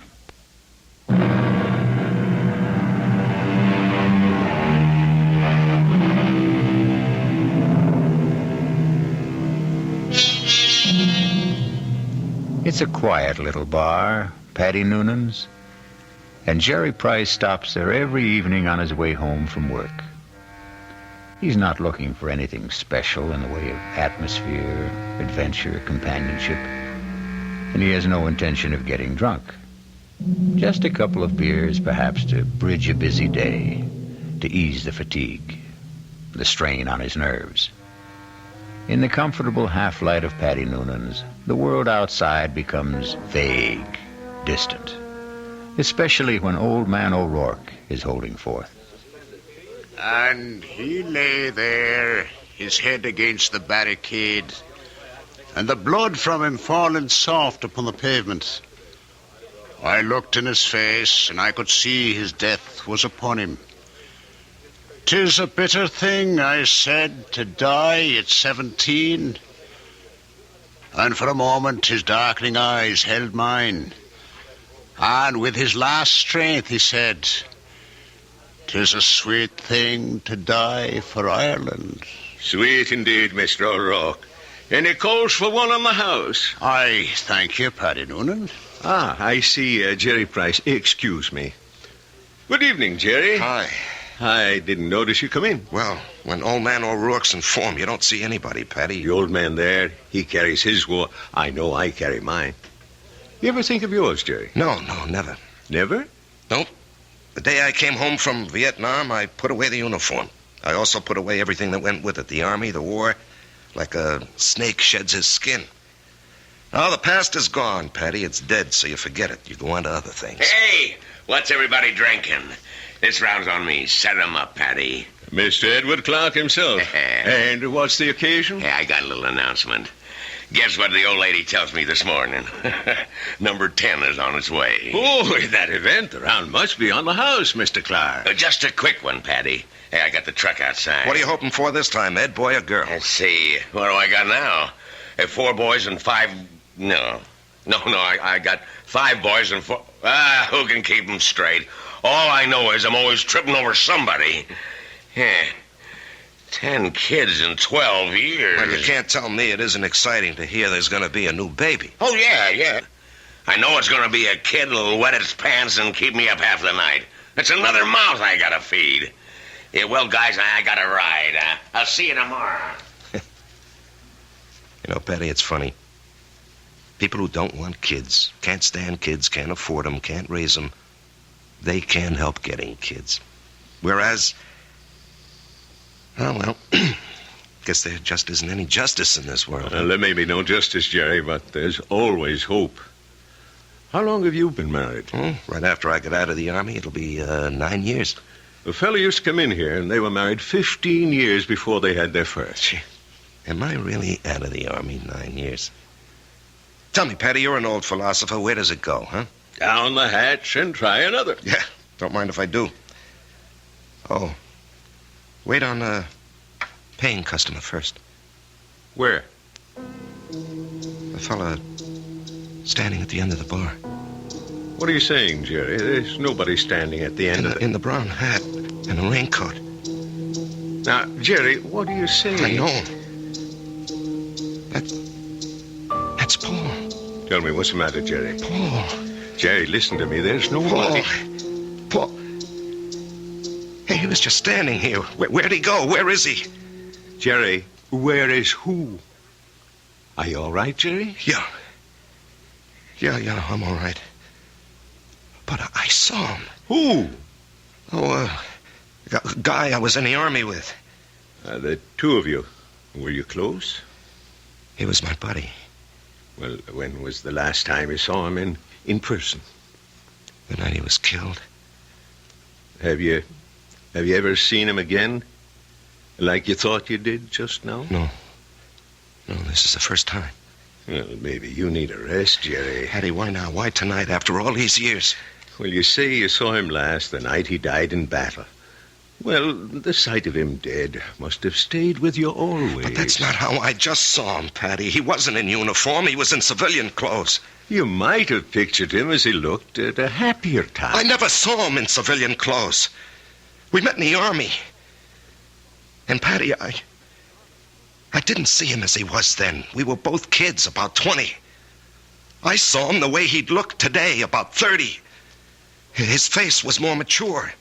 Jerry, are you sure he's dead? He is dead, Patty. I just saw him. I know I saw him.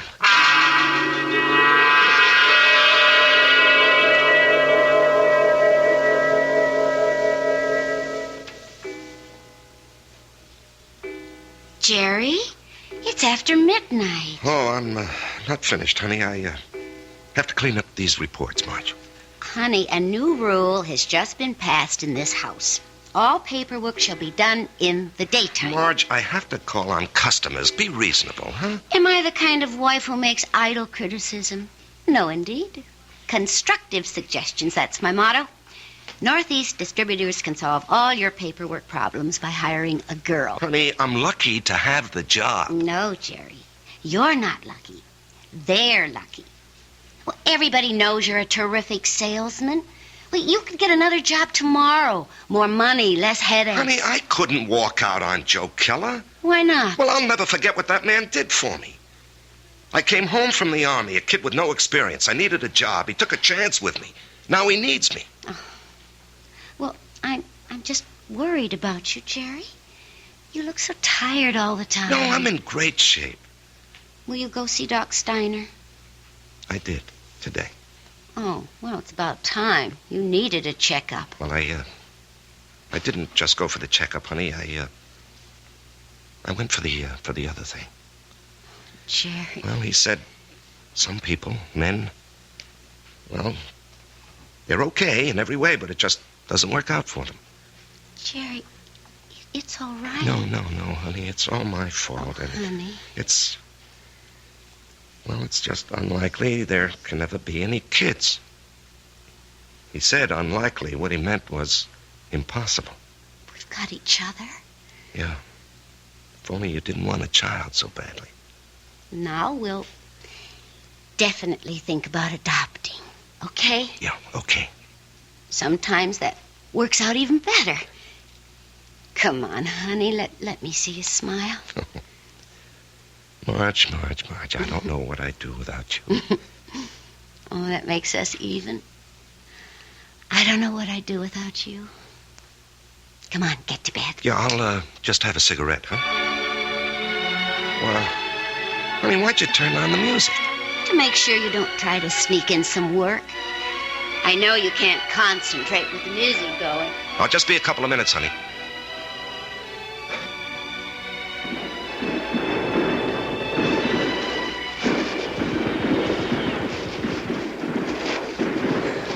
Halt!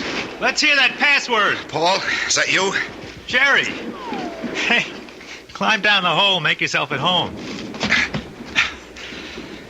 Man, I'm so beat I can't even remember the password. That's all right.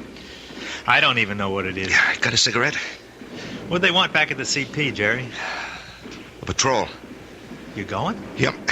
But you went out yesterday. Well, maybe I better write to my congressman, huh? I don't have any more cigarettes. Here, finish this one. Paul, I don't know if I can go out again. We're being relieved tomorrow. We were promised a rest. I just don't know if I can go out again. But you ain't going out, Jerry. Didn't you hear? I'm going. Oh, no. I'll say you and I made a trade. No, Paul, I can't let some other guy do... But I'm not some other guy. I'm your buddy. What's the matter, Jerry? You never did it for me?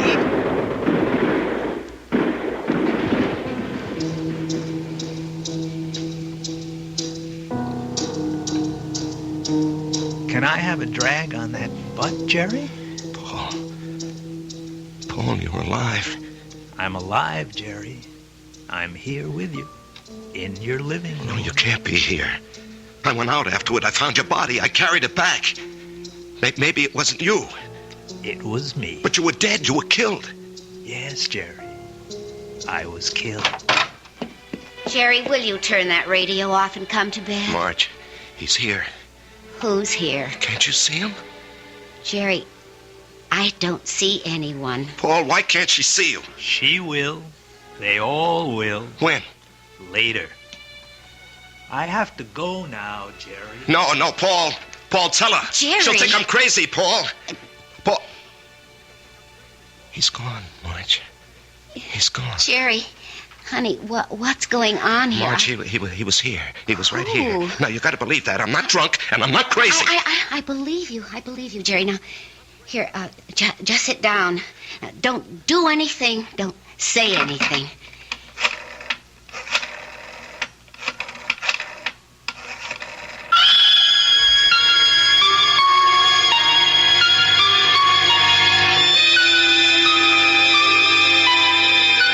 And we know who she's calling.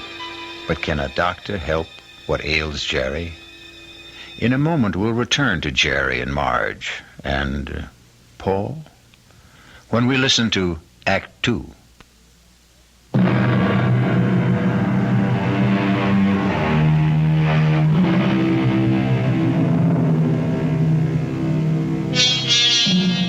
And now, Act 2 of The Bullet. Let us trace the path of the bullet. We have a worried Marge, a concerned Dr. Steiner, and a distracted Jerry. Tell me about this man, Paul, you called him Jerry. I said we were buddies, Doctor. That tells it all. Jerry, please don't be so hostile. Dr. Steiner's only trying to help. You were buddies. You came back alive and he didn't.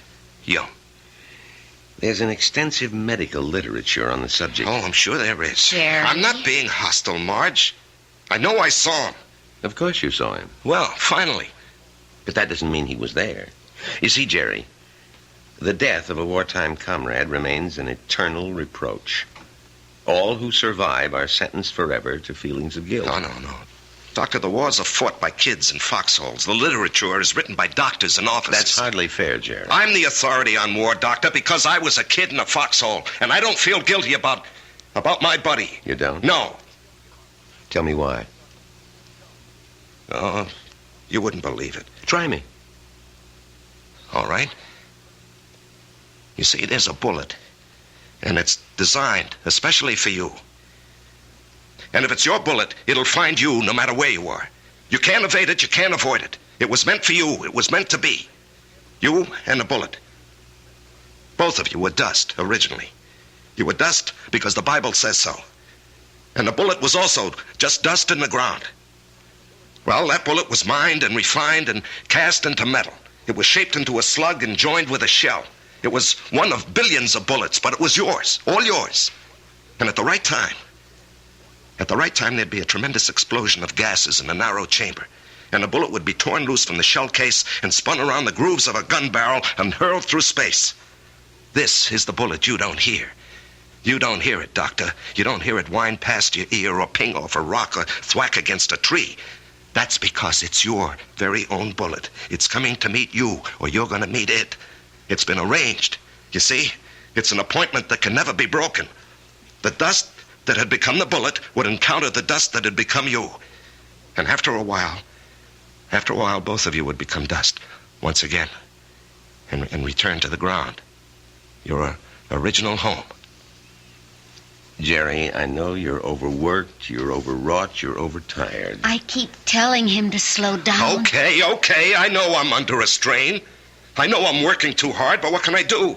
Jerry, try to understand. Right now, you're having what is popularly known as a nervous breakdown. This alleged visitor from another world, I say he's an illusion. Oh.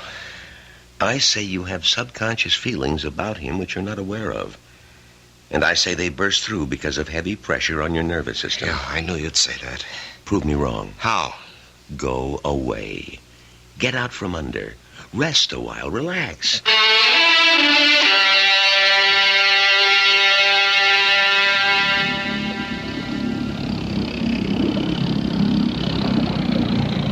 Oh, honey, this looks like a good spot. You want to stop here and try for some fish? Well, Marge, I think I'd like to go back and play 9 holes this afternoon. Great. I need more practice with my irons. Honey, you know, you've been getting a lot of sun. Maybe you better take it easy for a few hours, huh? And besides, you have an appointment with, what's that name? Biscayne Appliances. See, Jerry, I wasn't sleeping when you called that number this morning. Now, Marge, I've been good all month. I was just getting restless, that's all. Look, they're a big chain down here. If I can open them up, I'll justify the trip. Justify? To whom? Why do you have to justify anything? Isn't your health important enough? Honey, Joe Keller was very nice about it. Joe Keller had no choice. Marge. Honey, Steiner was right. I was beat. I don't know how I managed to drag myself along. So I did the right thing. I chucked it all. Now I'm fit, see? I never felt better in my life, and I'm raring to go. Great. In a month or two, we may think about going back. I'm not used to being idle, honey. Neither am I. But I am learning to love it. Oh, Marge. Why didn't I meet you when I was young? Young? Jerry, you weren't even 21. No, I was already made when we met. I had already become what I was going to be. You know, I've got a certain amount of ability. A tremendous amount, Jerry. But I'm not confident, honey. I doubt myself. I guess I didn't have very much encouragement when I was a kid. You know, my brother was a great athlete. My sister was a great beauty. I was kind of clumsy and funny looking. Anyway, Frank and Alice were sent to college. When my turn came, the money had run out. Or maybe they thought I wasn't worth the effort. That's why I enlisted when I was 18. I had to get away from the house and my father. There was no place else to go. You never told me this, honey. I decided if I ever had a kid, I'd never make jokes at his expense or tear him down in any way. I know how these things cut inside where it doesn't show. I would do everything to build him up and give him confidence. I will never have any real confidence, Marge. Oh, yes, you will. No, baby. You won't get it from a pep talk. I think we can go back home now, Marge. All right, on one condition. You'll just have to slow down. I promise. And, honey, there's only one way you can really slow down. And that's to get a partnership from Joe Keller. Now, Marge. Don't you deserve it? Of course I do. Well, we're going to adopt a child, which means I'll quit my job, and you're not going to spend time on the road. That kid will need both of us, won't he? Yes, honey, he will. Then we need that partnership, don't we?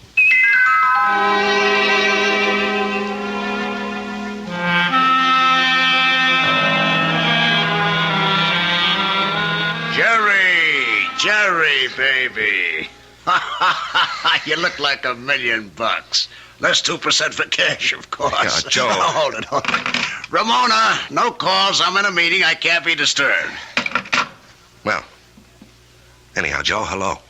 I want you to take it easy for a while, you hear? Yeah, I'm ready for action, Joe. Oh, you think you're ready. Now, listen. I know you had a lot of expenses. I want you to take this little check. It's only $500. I'm strapped for cash this week. I had to pop for a whole new computer setup. But anyway, I decided to increase your bonus to 5%. That'll amount to a pretty sweet raise, huh? Now, Joe... Don't thank me, kid. You're entitled to it. We got to make sure you don't get sick again. Joe, I have to talk with you.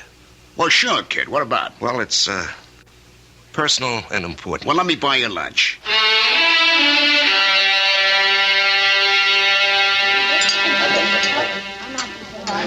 Well, Jerry, what are we going to talk about? I'm fresh out of polite conversation. Joe, I want a partnership. No, you don't, Jerry. But, Joe... No, don't interrupt. You don't want one. You'd like one. Two different things. Now, don't nitpick, Joe. You'd like a partnership, which means it would be swell. Great if you had it. But want is something else. It means lack. It means need. I know you'd like to own a business, but You're not cut out to be an owner. Why? Because an owner is an officer. And in your heart, you'll always be an enlisted man. Tell me, could you ever fire a guy because you could get someone else cheaper? If an old customer, a good friend, was getting slow paying bills, could you cut him off? Thousands of guys like you go bankrupt every year. You're nice, sweet, big-hearted, but you don't have the guts business needs. Well, I'd like to remind you of the volume I sell. I know it to the penny, Jerry, and you're well paid for it. Well, I'm worth more now. You are. You got a sweet raise this morning. Joe, don't think I'm not grateful. You gave me my first break, but I think I can do better elsewhere. Where? Anywhere. Consolidated, Freeman and Singer. Should I go down the list? Oh, they'd love to have you, Jerry. What'll they pay? They handle the nationally advertised brands. What'll you be, their glorified order taker? They don't need your full selling ability, so they don't have to pay you full price for it. Sure, with me, you push out all the schlock. It's rough, but you get top dollar. There's 20 outfits like mine. They'd grab you tomorrow, but where's the improvement? They won't pay you more. At least here, you got 9 years equity in a pension plan. You and me are used to each other. Besides, I really like you. Yeah. Sometimes I feel like a father to you, Jerry. It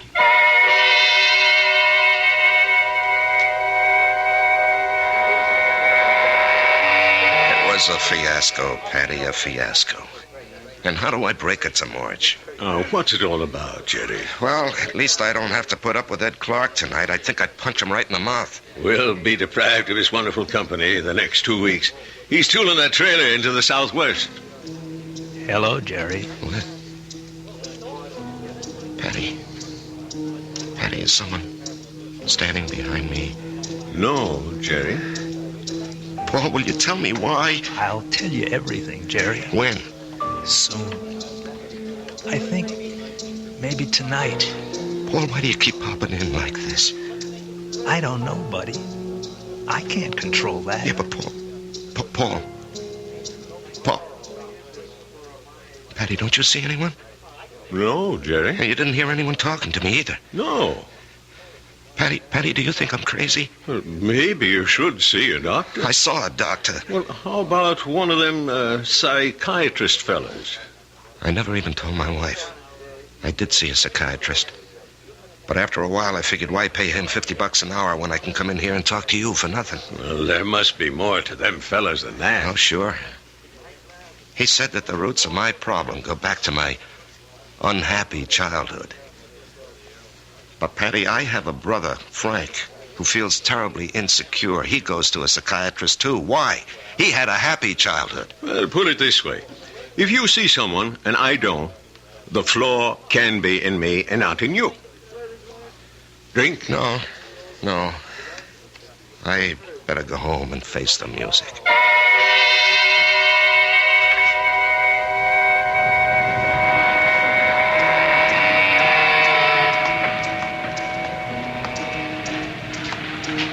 Jerry? What? Paul? Let's go someplace and talk. Where? Let's go to the parking lot. Sit in your car. It's cold. That won't bother you, will it? Not yet. Turn the heater on for yourself. When will everyone else be able to see you, Paul? In 2 weeks. Oh, that's great. No, it ain't. Why not? Because you'll be dead.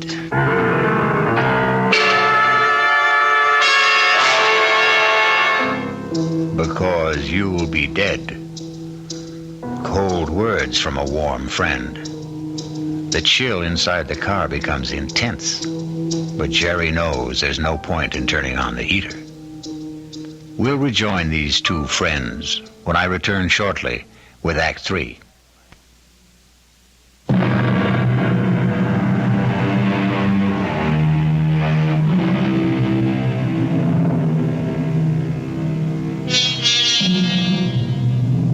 And now we return to the final act of The Bullet, and a reunion of two war buddies who haven't seen each other in almost 9 years. Jerry Price, who is alive, and Paul Gardner, who is dead. The heater in this car doesn't do much good. You're shivering. Why am I going to be dead, Paul? Remember the night I went out on the patrol? Yeah, I'll remember that night as long as I live. I completed my job. I was headed back. And then I felt something smash against my head. And I knew. I just met the bullet. You know, the bullet we used to talk about? I bet you don't remember. No, I remember. I felt it slam into me. And then I didn't know anything anymore. Yeah, well, when the guys told me, I went out to get you, Paul. Yeah, I might have known you would. 1 minute, I was moving through a rice paddy. And the next minute, I'm sitting in an office. And I knew a lot of time had gone by.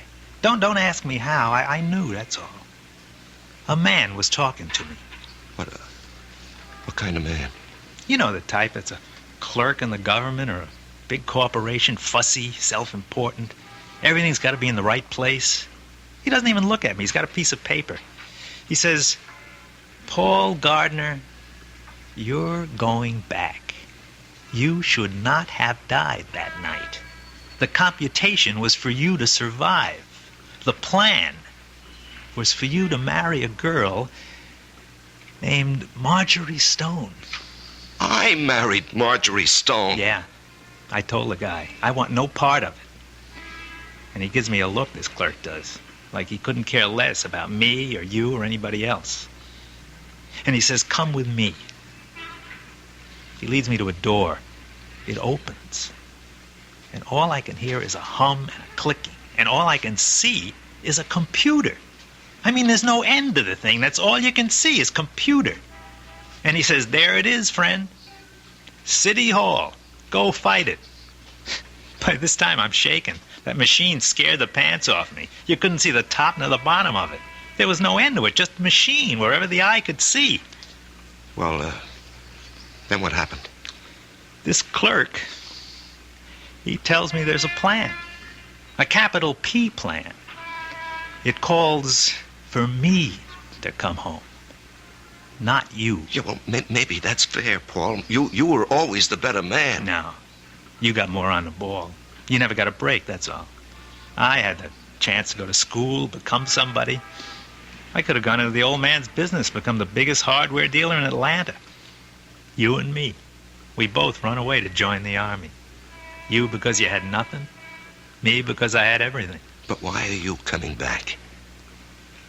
Because Marge and I are supposed to have a boy. A certain kind of a boy. He'll grow up, I don't know, discover something, create something, or be somebody the world needs real bad. They wouldn't tell me what. Anyhow, 40, 50 years from now, he has to be here. And of all the millions of men and women, he could only be born to me and Marge. When am I leaving? I told you. In 2 weeks. How? 9 o'clock at night. A trailer truck will go past Patty Noonan's saloon. Just as you're crossing the street. Well, why does it have to be like that? Because you don't know how careful these things are figured. You could get killed a million ways. But the plan calls for a truck driven by a guy named Ed Clark. Oh, yeah, I know Ed Clark. He doesn't have a good record, so it'll be easy to prove he's a careless driver. He works for a big outfit, so Marge will have a good settlement. But why? I still don't understand. She'll need the money. You see, I won't be a good father. Not as good as you, for sure. Oh, I'll love the kid.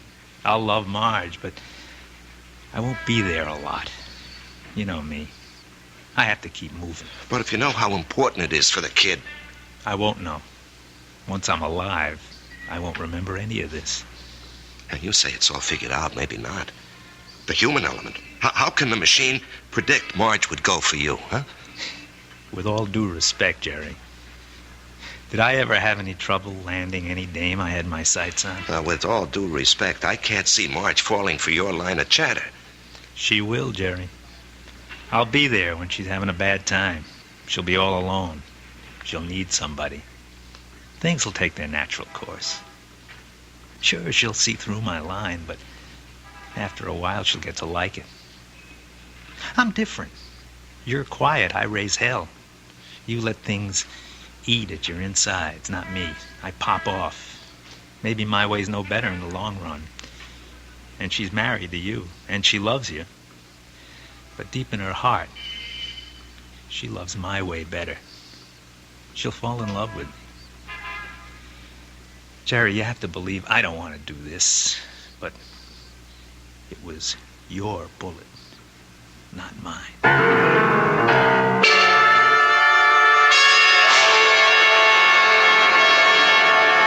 Jerry? What are you thinking about? Oh, the guy downstate wants to cancel a carload of refrigerators, so I'm figuring an approach. Didn't we agree no more work at home? Yeah, well, honey, this is just thinking. Did you talk to Joe Keller about the partnership? Yeah. And? He said no. Did you give him notice? No, he gave me a raise. Oh. Okay. Marge. Why don't you mix us a drink? Honey, aren't you going to say anything? Mm-hmm. Don't put in too much ice. Marge, please, you don't understand. I understand. I married a certain kind of man. And you're stuck with him? No. I'll stick by him. Because I love him. Would you have wanted a guy who'd barge into Joe Keller's office and say, Joe, either give me half the joint or I'll open up across the street and run you out of business? Oh, come on, Answer Jerry. me, Marge. I have to know. Well, maybe I did. Why didn't you marry him? He never showed up. So you settled for me. That's what's known as falling in love. Come on, honey, take me to the movies. No, I don't want to take you to the movies. Let's go downtown and see a play. But that's a lot of money. Are you going to worry about money? Now, and look, this weekend, would you like to fly out to, say, Snow Valley and ski? Yeah, or how about Las Vegas, huh? Jerry, what's gotten into you? Honey, we're going to have 2 weeks of the most fantastic fun. Why 2 weeks? Oh, what's so special? You? Me? I just want to spend the rest of my life having a ball with you.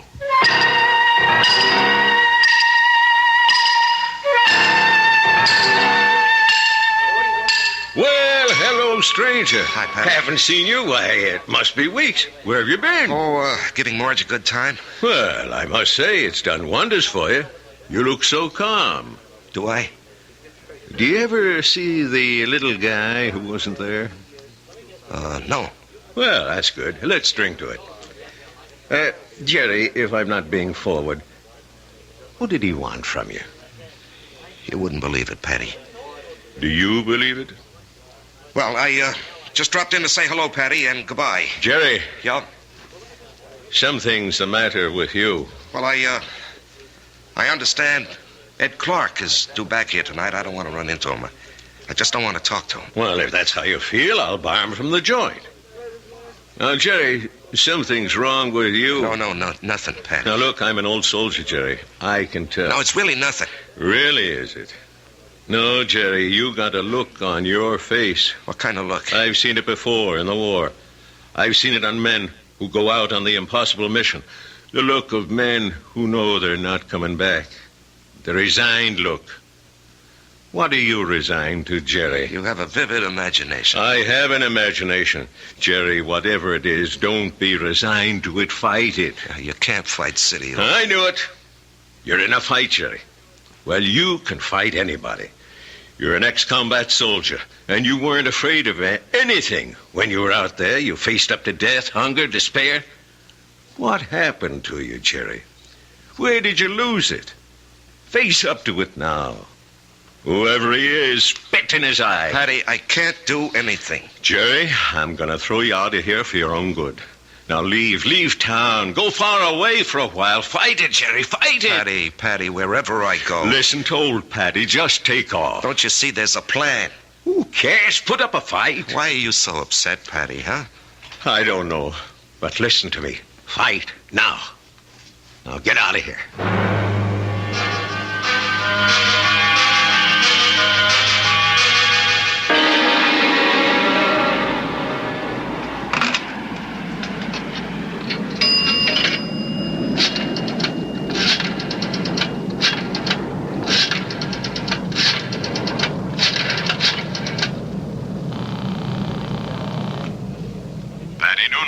Patty, it's Jerry. I decided to fight it. Good boy, Jerry. You know, Patty, there's something about your place. I don't know how to say it, but I feel stronger, better, away from it. Well, I don't mind. So I'm going to fight. What have I got to lose, huh? Why should I do what he tells me? Why should I believe him? I don't know what it is, but I agree. I'll see you around, Patty. Universal Airlines, flight number 3 for Los Angeles and Mexico City, now boarding at gate 17. Who you calling, Jerry? Marge, I have to tell him. Oh. Jerry, don't do it this way. There'll be 100 other people on that plane. Do it the way it has to be done. Paul, I have to fight you. Why? Because it isn't fair. Was it fair for me to stop your bullet? Come on, Jerry. Ed Clark will be tooling by Patty's in less than an hour. Paul, I don't know if I have the nerve. I'll help you, buddy. I'll help you. Come on. Hello? Hello?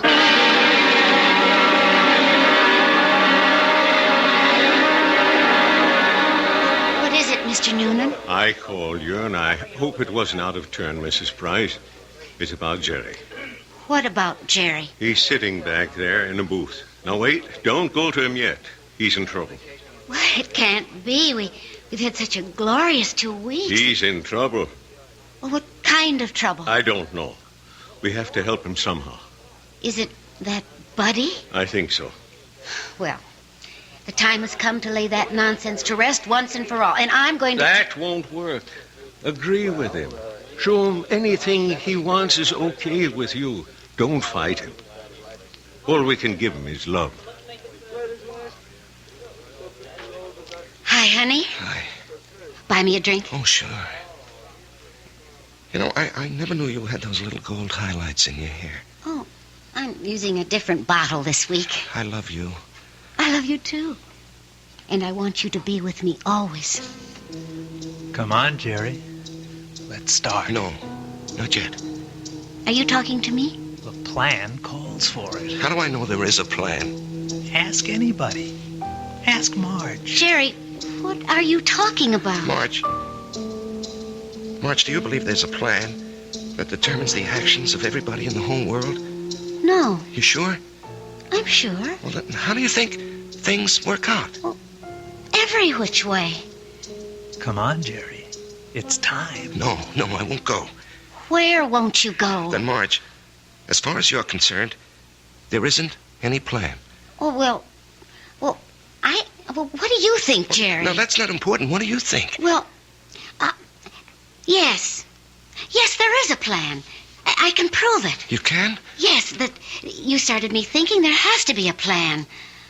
Otherwise, you and I, we just never would have met. Remember that day? Yeah. You were taking cash at Ryman's drugstore. That's the only reason I walked in there. Well, I'd already given notice. I was going to leave. And then you walked in and asked Doc if you could open a charge. Then and there, I decided to stay. And where were you going? Oh, away. Pull up stakes. Why? Well, my folks were gone. My friends were married. The neighborhood had changed. The girl I went to school with had a father, a construction engineer. He'd been transferred. Well, she took a job in his new office, and she wrote and said she found a nice crowd. They needed secretaries down there. She could fix it up. Well, why not? I was set to go.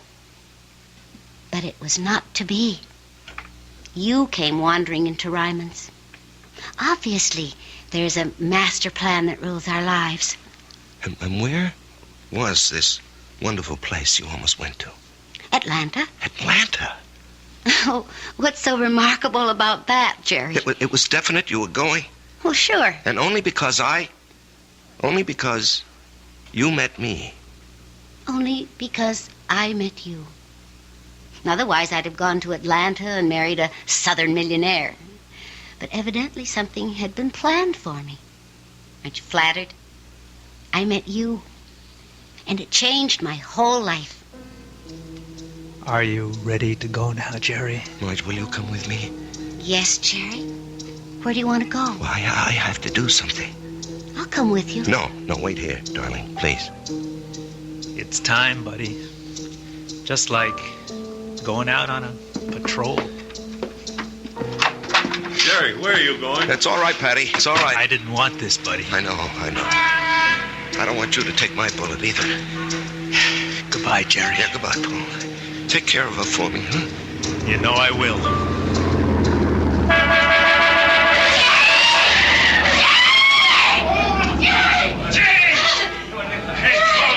Call the police! Get an ambulance! Oh, dear.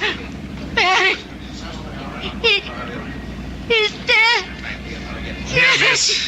Here, you're cold. Let me throw this coat over you. She's gonna faint. It's all right. I've got her. We'll bring her into that bar where it's warm. Give her a little stimulant. It's all right. Everything will be all right. Everything will be... It'll be all right.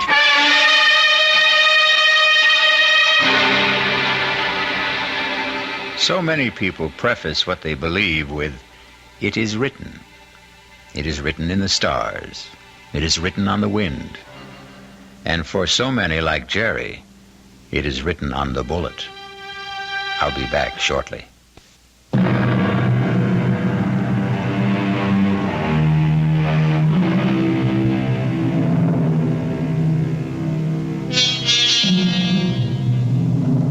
I remember an old soldier once told me he wasn't worried about the bullet that had his name on it.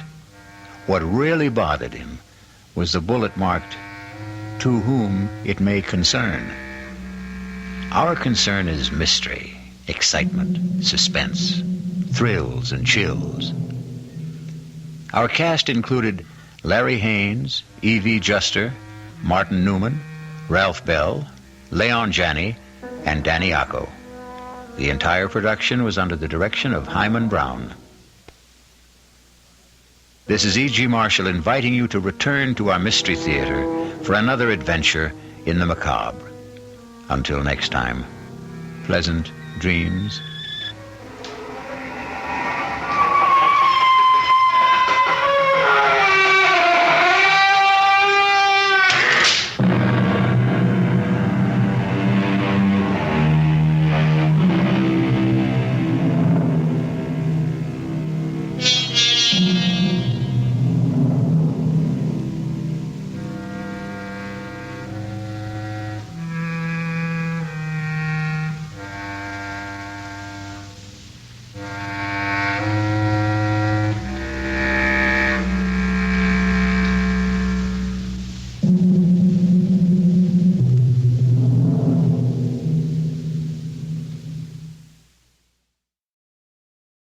Mystery Theater, brought to you in part by True Value Hardware, your store of first choice.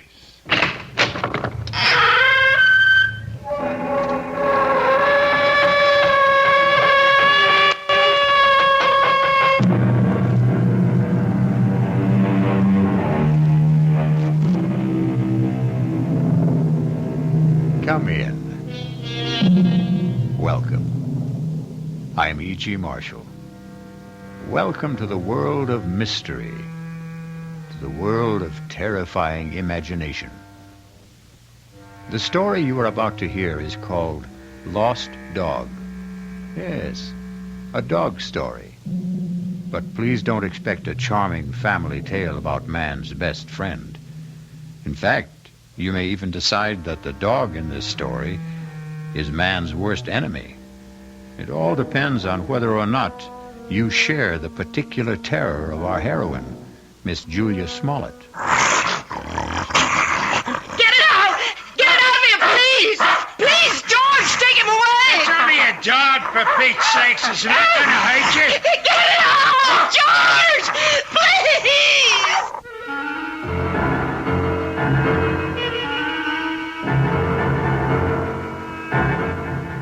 Our mystery drama, Lost Dog, was written especially for the Mystery Theater by Henry Slessor and stars Kim Hunter. I'll be back shortly with Act One.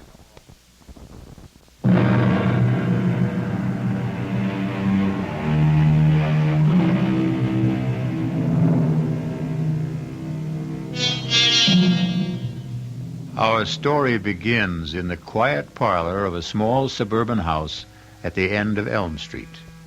Well, not completely quiet, since young Ronnie Hughes is once again practicing his scales under the gentle, watchful eyes of his piano teacher, Mrs. Julia Smollett.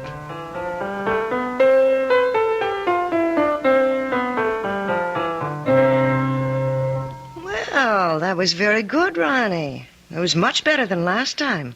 I still wish we could skip this scale stuff, Mrs. Smollett. I mean, I'm not saying that I'm ready to play concertos yet, but just the same... Why does it bother you so much, Ronnie? Well, playing scales makes me feel like a little kid, I guess. Oh, that's silly.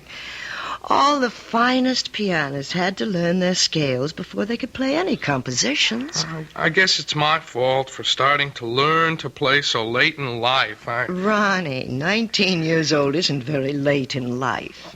I'm 20, Mrs. Smollett. Are you? Already? Oh, now don't tell me you've been coming here a full year. No, just about 4 months. But my birthday was last week. It was on Thursday. You weren't well last Thursday. Oh, yes, that's right. You still don't look well.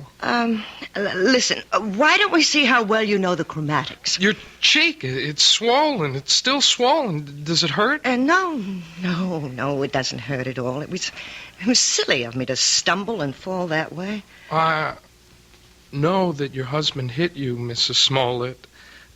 Now, that's a very silly thing to say. You can't tell me it isn't the truth. I remember the first time he did it. At least the first time I knew anything about it. Now, I'm going to have to put a stop to this. Yes, I wish you would. I wish you'd call the police or something the next time it happens. Now, listen to me, young man. You've been listening to a lot of foolish town gossip. Then tell me it isn't true. What I'm telling you is that it isn't any of your business. Yeah, I guess that's right. It's none of my business. I should never open my big mouth. I'll just keep it shut from now on. Ronnie. Yeah? All right. All right, my husband and I had a quarrel. He was drunk, wasn't he? George is in a very difficult occupation. The competition is very keen, and, well, the people he has to deal with aren't always very gentle. I don't know anything about the trucking business, Mrs. Smollett. I just hate the idea of anybody hurting you. That's all. I just can't understand why he'd do such a thing. What did you do to him? Well, if you must know, Ronnie, I won't allow him to have a dog. You what? It sounds silly, doesn't it? And you're right, it is. It's silly on my part. But I'm absolutely terrified of dogs. And unfortunately, my husband wants one. He wants one very much. And that's why he hit you? Well, the argument goes back a very long ways, almost since George and I were married 7 years ago. Well, it wasn't much of a problem when we lived in the city.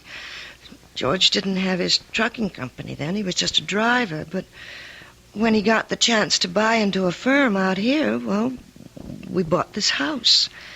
And I guess having a house in the country made George think about dogs and things. But I just don't see what's so important about it. Well, some things become important in marriage. Oh, now, just look what all this talk has done to the time. It's after 6:30. My husband's going to be home in half an hour, and I haven't even started dinner. Will he beat you for that, too? Ronnie, if you keep talking this way, well, I just don't think it would be wise to continue giving you lessons. You don't mean that. I'll see you on Thursday, Ronnie. Yeah. Sure. Bye, Mrs. Smollett. Goodbye, Ronnie. And happy birthday, Ronnie.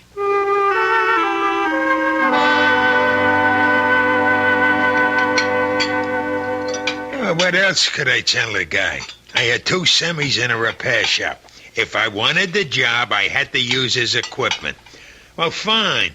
Only nobody was going to hook me for a $500 premium. Hey, are you listening, Julia? Yes. Yes, I'm listening, George.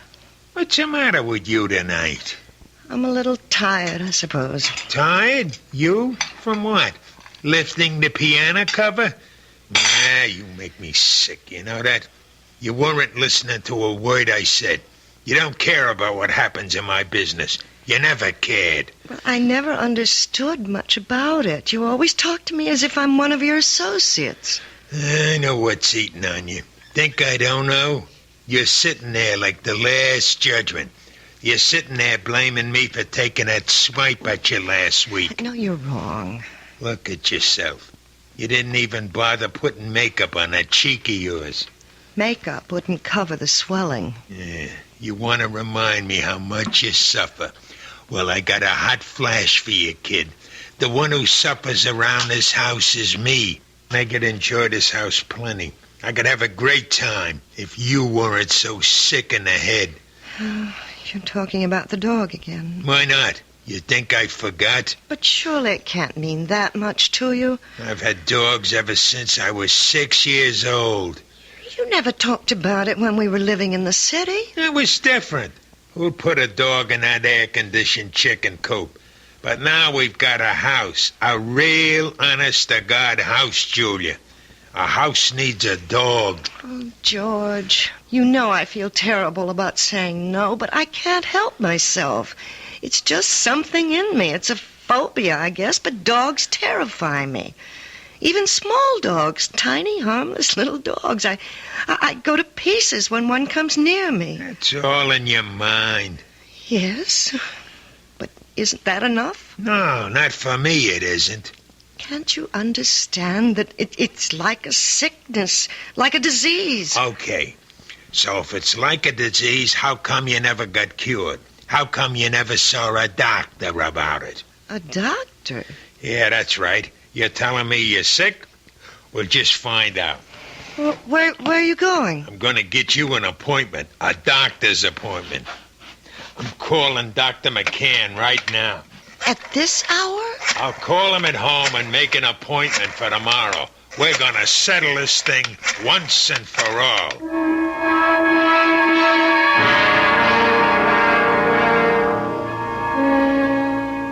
Well, Julia, maybe I'm the wrong kind of doctor. What do you mean? Well, if you're serious about getting rid of this phobia, that would take a specialist. You mean a psychiatrist? Oh, some kind of head doctor.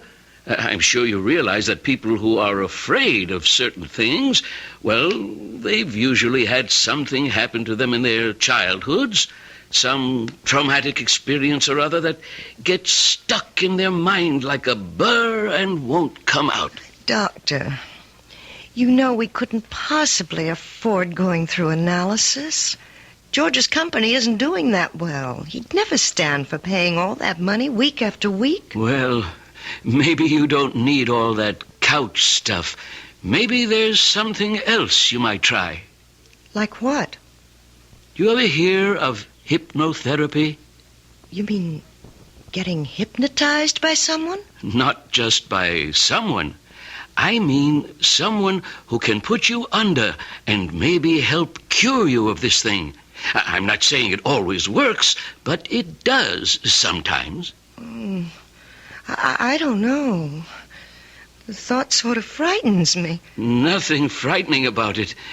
It might be just the way to find out why you're really afraid of dogs. 1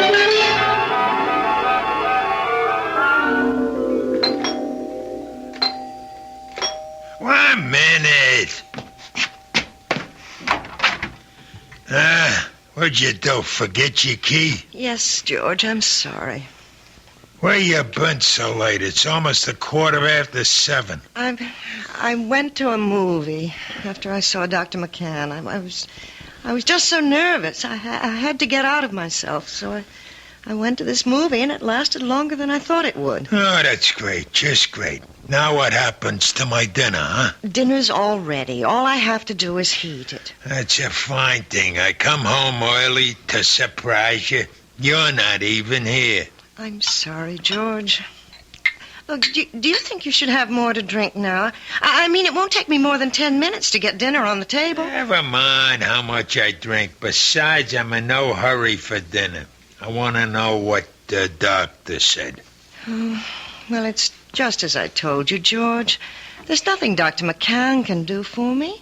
It's not something that can be cured with a pill. There's gotta be some way.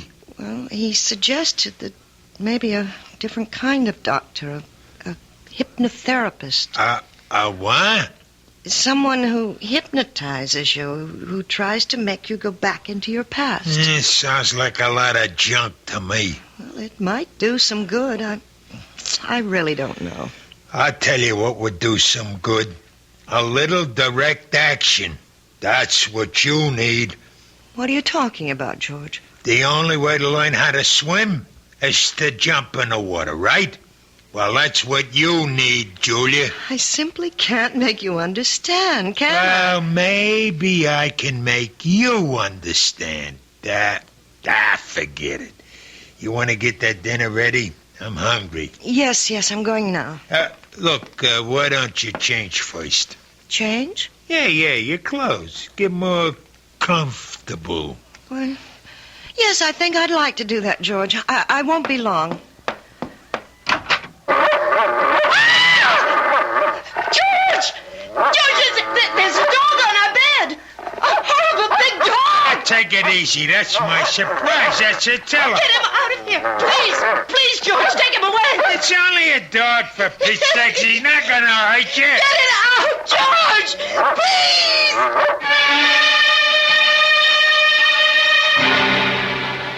It only goes to prove that there are more terrors in this world of ours than anyone imagines. But the question in the Smollett house is, which one is the real terror? Attila the dog or George the husband? We'll learn more about both of them when we return shortly with Act 2.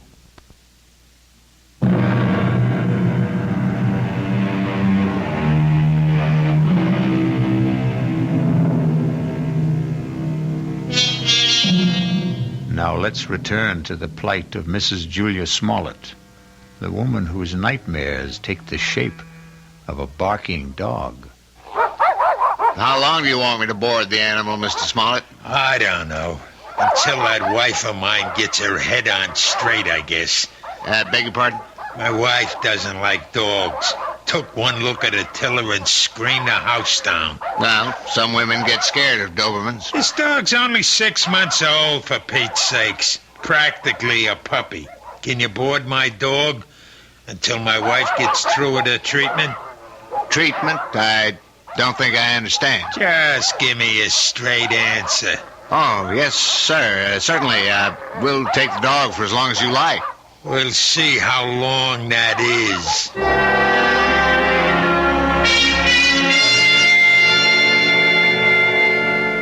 Please sit down, Mrs. Smollett. Thank you. Right here, Mr. Smollett? Yeah, thanks. You both seem a little nervous. Well, I'm sorry, Dr. Froelich, but I suppose I am. I know. Dr. McCann explained to me. He said that hypnotherapy was an accepted kind of treatment. For some cases, yes. Not all of them. All I want to know is, will it work? Well, frankly, I don't know much about your wife or her problem. I'm not going to say I can help her get over this particular phobia until I do. Please, George, let me tell the doctor about it. I can tell him in one sentence. My wife's afraid of dogs. All dogs. Big ones, little ones. Falls apart when she just looks at one. No, that isn't true. I don't fall apart, as my husband said, unless I'm close to them.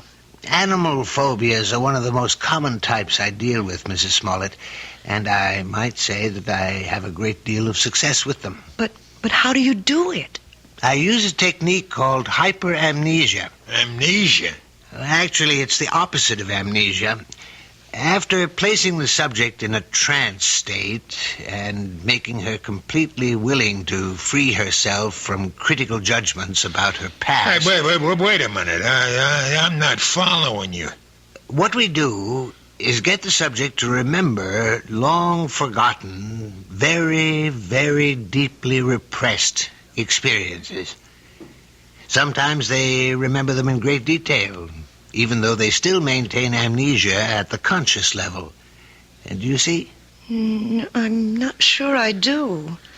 Do you mean you can find something in my mind that I don't even know is there?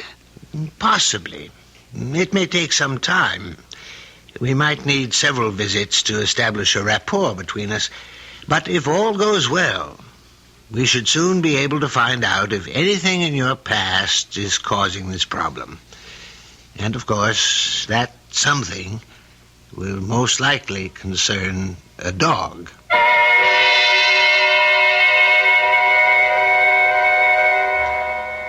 That wasn't one of Hank's longest passes, but it was a bullet right at Joe Flax, deep in enemy territory. George? 3 minutes left in the half. You home already? Whether or not the Raiders Yes. try to go all the way. Well, what happened? How did it go at Frolics? It was all very strange. Well, come on, let's hear it. Did he get you hypnotized or didn't he? Look, I just want to hang my coat up. Look, I'm missing a big game just because I want to hear. You might as well turn it on again, George, because all that Dr. Froelich did was what he called the first stages. What does that mean? I mean, well, he put me under, all right. There wasn't any problem about that. Yeah, I figured that.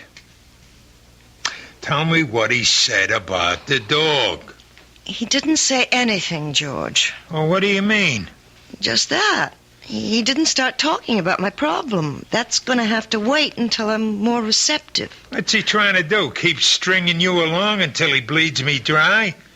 Those visits cost $50 each, you know that? I know it's expensive, but you're the one who insisted that I go. $50 a week plus kennel charges. Couple of months of that and I'll be hocking half of my trucks. Look, you tell that guy to get down to business. It's only my second visit, George. Well, we better start seeing some results on number 3, understand? I'm not waiting any longer. There doesn't have to be a number 3. As far as I'm concerned, we can stop right now. What are you talking about? George, I don't want to do this thing. I hate being put under. I hate anybody poking around in my subconscious for something that isn't even important to me. You mean you want to be sick? I think I'll lie down for a while. Don't you walk out on me. I'm sure you'd rather watch a football game. Oh, tell me what to do. I know, you think I'm Mr. Lowbrow, but let me tell you something, kid. You're no fairy princess anymore. Maybe that's what you used to think you were back in the old days. But the only fairy around this house is that piano student of yours. I don't like to talk to you when you're like this. That's what you always say when I'm drinking. Well, I'm not drinking now, and you better listen to what I'm saying. Oh, please, George, don't touch me. Yeah, I knew that was coming next. Don't touch. That's your favorite phrase, night and day. Don't touch, George. You're hurting me. That's the only thing you understand. The only touch that means a thing to you. Let go of me. Stop being such an animal. I'll show you what animals do. No, George, please, don't. Don't! I'll show you what kind of an animal I am. I'll show you. No, George, please don't. Please.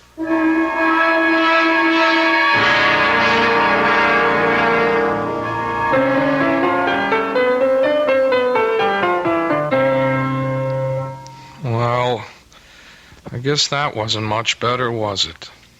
What? You didn't think much of the performance. I mean, it wasn't exactly Horowitz, was it? No, it was perfectly all right, Ronnie, really. But you're not all right, are you? Oh, yes, I'm fine. You look awful. No, I didn't mean that. You never look awful. But you're acting so funny today. I'm sorry. I guess I have something on my mind. Can I take a guess? No. What you can take is the next page of this lesson. Listen, Mrs. Small. Look. Can I call you Julia? Oh, really, Ronnie? I know. You're going to give me all that stuff about teacher-student relationship. Only I'm sick of calling you Mrs. Smollett. I hate it. I hate it because it's his name. Ronnie. No. You're the most important thing in my whole life. Please, Ronnie. I don't want you to say things like that. They're not true, and they're just making it impossible for me to teach you. You know how I feel about you. I'm sure you do. You're just too smart not to have seen it. I know that you're 20 years old. Is that why you don't want me to talk about it? Because I'm younger than you are? Look, it's flattering that you feel that way, Ronnie, but I know it's just a little crush you have. Boys go through that sort of thing all the time. Boys? Crush? Look, you're treating me like a kid. If you ask me, that's why you keep me on those damn scale exercises all the time, so you won't have to think that I'm any more of a man than those 10-year-old kids that you teach all the time. No, Ronnie. I know you're a man. Then if you think that, treat me like one. Just once. Please. Please. Let me kiss you, Julia. Just once. Ronnie. Please, Julia. What is it? What's the matter? It's nothing. I just bruised my neck a little, and when you touched it... Your neck? Yes, it's nothing. Is that why you're wearing the scarf today? Let me see. No, Ronnie, don't. Oh, my God.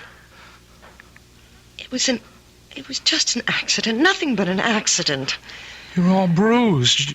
Your whole neck. Look at it. I can see more bruises. Down the shoulder. What did he do to you? Look, please don't talk about it. I can't bear to talk about it. You don't have to. But he's going to talk about it. With me.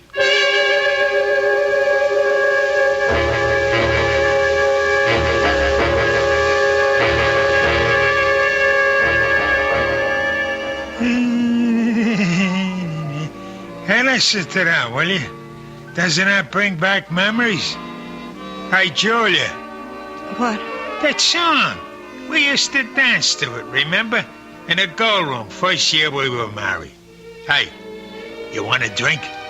No, thanks. You're drinking enough for both of us. Ah, makes me feel good. Yes, I know. I should think about wives.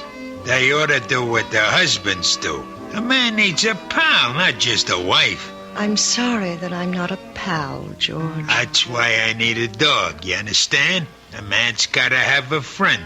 Somebody who understands him, you see? You really think that dog, what's his name, would understand you? His name's Attila. Attila. That's an awful name for a dog. A frightening name. Everything scares you, even names. Oh, who the heck is that? I don't know. Hello, Mr. Smollett. Hey, what is this? Since when do you give piano lessons at night, Julia? Ronnie, what are you doing here? I didn't come for a lesson. I came to talk to Mr. Smollett. You want to talk to me? About what? May I please come in, sir? Yeah, sure. Come on, Sonny. Ronnie, you shouldn't have come here. I won't stay long. I just want to say something to your husband. Sure, kid. Go ahead.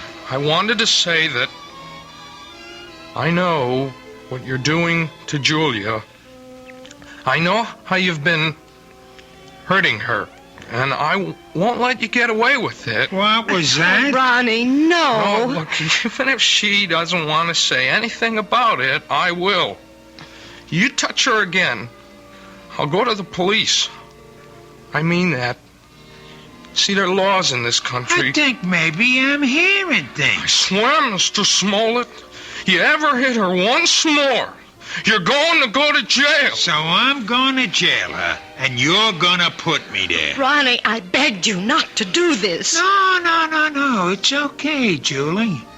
I like hearing this. I mean, I want to know what the younger generation is thinking. You don't want me to hit my wife anymore, is that it? That's it. You sure you know the difference between hitting and just giving little love taps? Please, Ronnie, go. Go right now. I mean, maybe you made a mistake, kid. For instance, this is a love tap. Oh, George! Now, that's a love tap, Ronnie, baby. This is... George, stop it! Don't! And you see the difference, kid? You better be sure you know the difference before you talk to the cops. George! George, don't!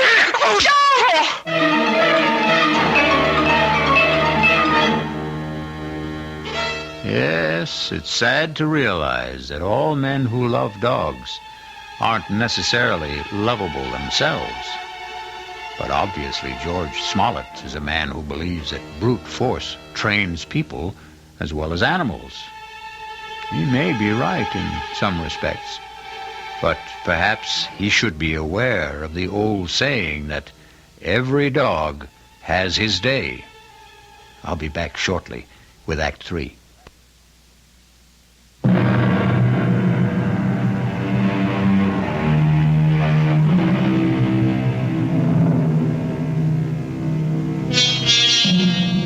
An important day has arrived in the life of Julia Smollett and her husband George, because Julia is on her way to the offices of Dr. Froelich, who has promised that this is the day which may bring her back to the forgotten days of her past, perhaps to the very day when she equated the word terror with the friendly eyes and wagging tail of man's best friend.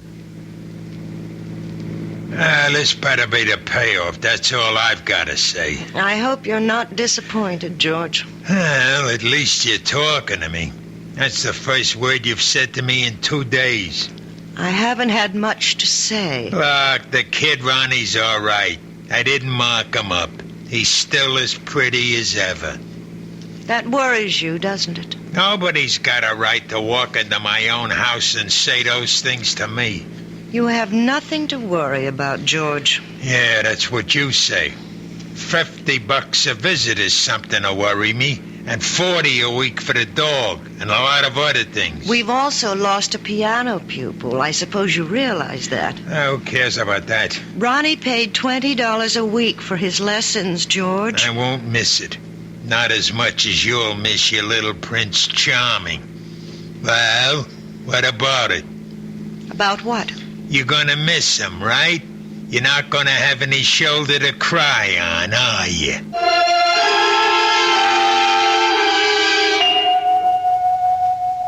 I think I'd better explain exactly what I plan, Mrs. Smollett. We're going to try something called age regression. Age regression? It sounds as if you're going to make me younger. That's almost exactly what we'll try to do. Well, if you can, Doctor, you'll have every woman in America on your doorstep. All I'm going to do is attempt to take your mind back into your own past. I'm going to see if you can relive some of your earlier years. You mean that I might actually remember things from my early childhood? I'm hoping that you'll recall one particular thing. The thing which you've been concealing from your adult self for a very long time. It's rather frightening, isn't it? No, you mustn't fear knowledge, especially self-knowledge. Now, we'll just draw the window shade and we'll get started.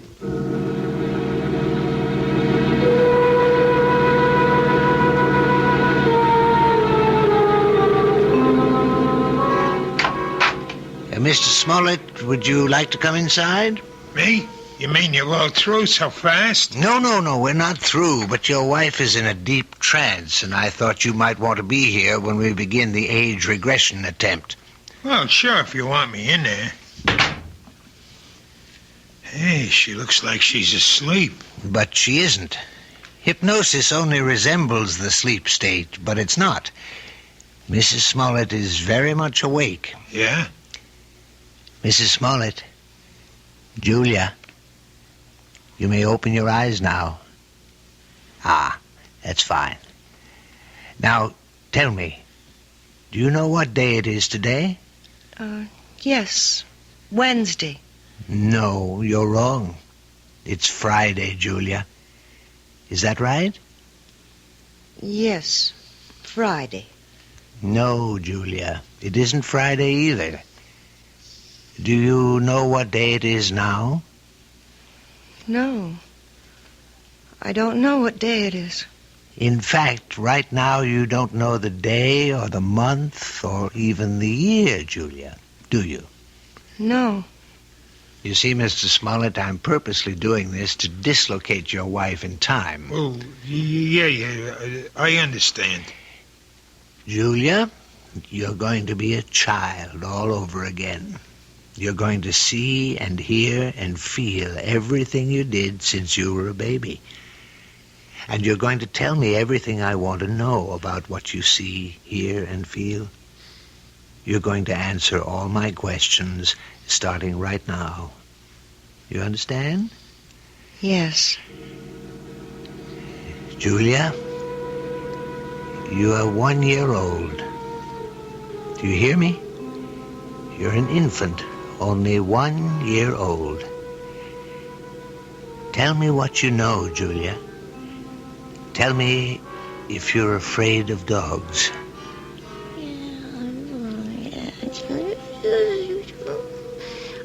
Oh, my God. You sound like a happy baby to me, Julia. I don't think you had any fear of animals when you were a little baby. Did you? Now you're 2 years old, Julia. You can probably say a few words now. Are you afraid of dogs? No. And now you're 3, Julia. You're growing up very quickly. Now you're a big 3-year-old girl. And are you afraid of dogs now, Julia? No. Not afraid of Bow Wow. You're 4 years old now, Julia. Tell me if you're afraid of dogs now. It's all right to shake your head as long as you tell me, Julia. Now you're 5. 5 years old. What? Still not afraid of dogs? No. Not afraid. I'm not afraid. Now you're 6, Julia. 6. This can go on forever. Please, Mr. Smollett. Not afraid at 6, Julia? Then let's be 7 years old. You're 7 years old. Still not afraid, are you? Now, what about 8? You're an 8-year-old girl now. Topper. What was that? Topper. Poor Topper. What's she saying? Julia, who is Topper? Is Topper a dog? Yes, Topper's my dog. Where is Topper now, Julia? Topper's dead. They put Topper away. They killed him, and it's all my fault. It's all my fault. What's your fault? What did you do, Julia? No. It's his fault.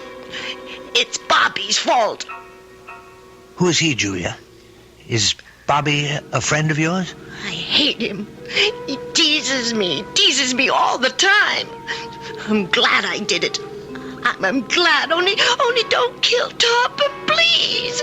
Please don't kill my dog. Does all this mean something? Yes, it means a great deal, Mr. Smollett. Julia, Now, please listen. I want you to tell me all about Bobby and Topper. Bobby lives next door. He's 10. He teases me. He pulls my hair. He tore my dress. He put mud in my shoes, and he hit Topper with a rock. Mommy! Mommy! What happened, Julia? Why are you calling your mother? What's happened to Bobby? He's killed him! He's killed him! Who? I warned him. I told him what I would do. I told him. Was it Bobby you warned? Sick him, Topper. Kill him. Kill him. Kill him. Oh, my God. Quiet. Julia, listen to me. I want you to explain everything to me very clearly. Did you tell your dog to hurt Bobby? Yes. Did he hurt Bobby? Did Topper kill him? No, he hurt Bobby. He didn't kill him. He hurt Bobby in the neck, but they killed Topper. They killed my dog. And it's my fault. It's my fault.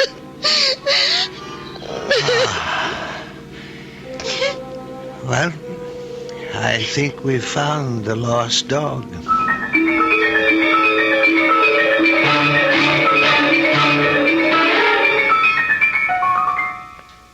So, now you know, Mrs. Smollett. Now you may be able to understand. It was this one incident in your childhood, this one tragedy of your past innocence, which is responsible for your phobia. More than anything, you have a strong feeling of guilt. You blame yourself for what happened to little Bobby, when in all likelihood you were not in any way at fault. No, Dr. Froelich. You're wrong about that part. It was my fault. I remember it all now. You probably just wished that Topper would turn on the little boy, and you saw your wish become a reality. So you accused yourself of a crime. I didn't wish it. I told Topper what to do. I hated Bobby so much I wanted him to sink his teeth in that little boy's throat. Well, at least you've brought it all into the light, Mrs. Smollett. And something tells me that it won't be long before you'll willingly accept the love and friendship of a dog again.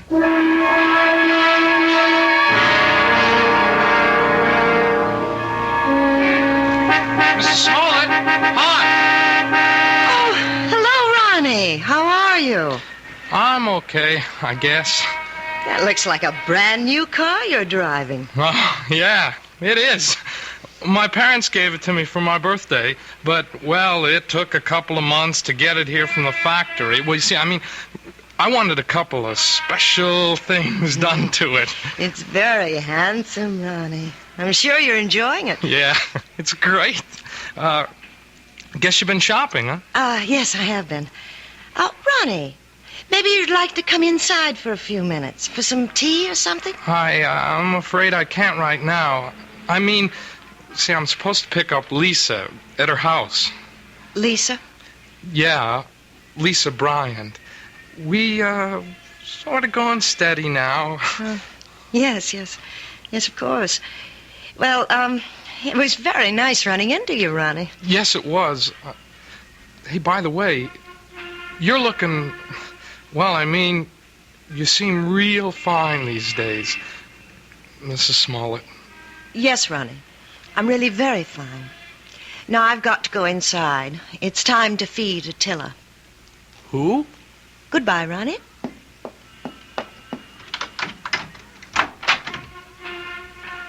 Attila! Where are you? Attila? Here, boy! Oh, now where's that animal? Oh, well, I suppose he's playing in the yard or something. Oh, or maybe he's in the bedroom. Attila! No, not in there. Oh, I see George's jacket's back from the cleaners. I hope they haven't taken all the smell out of it. No, they couldn't do that. Nothing will ever take the smell of George out of anything. Now to find that animal. Attila! Where are you? Attila? Are you here?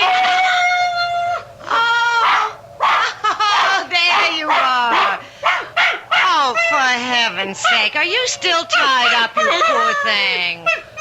Oh, well, don't worry. I'll have you out of that in a minute. We can't have you tied up, can we, boy? We can't play our little game if you're tied up.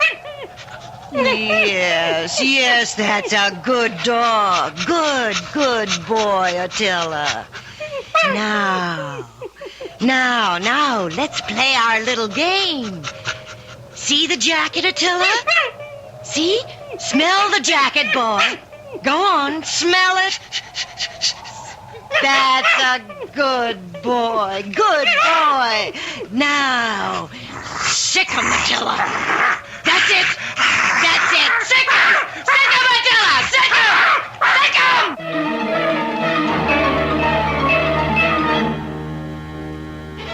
Who said a dog has to be man's best friend? Why not woman's best friend?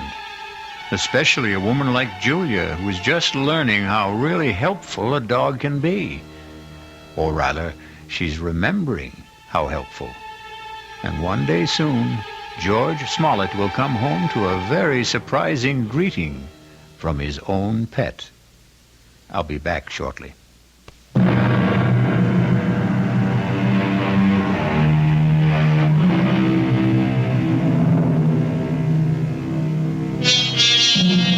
We hope we haven't given you the impression that we don't love dogs.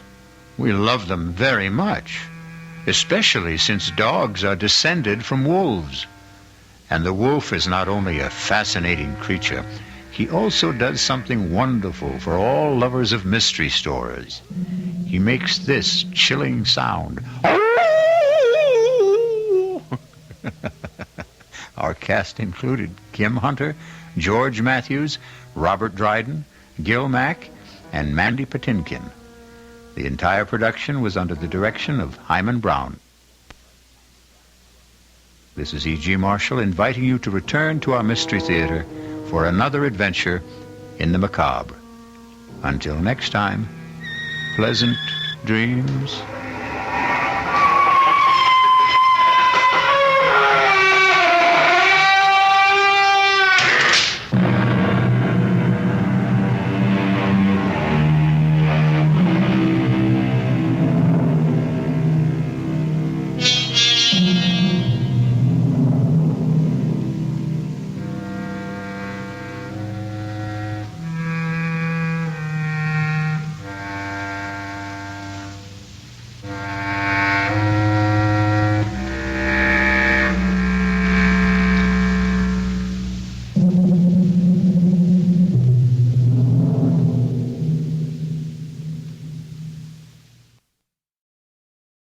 And now, Mystery Theater, brought to you in part by True Value Hardware, your store of first choice.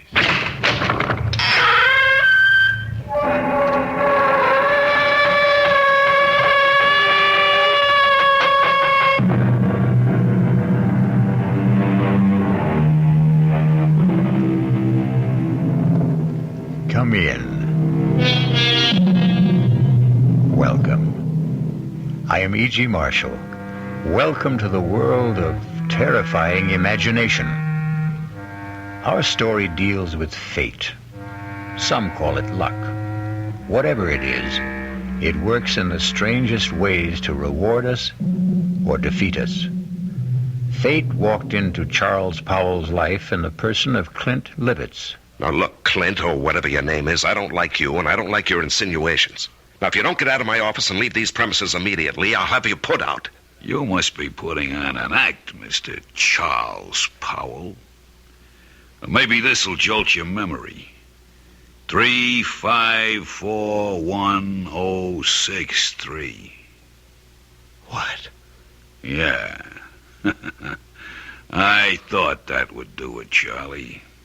I thought that might help you remember.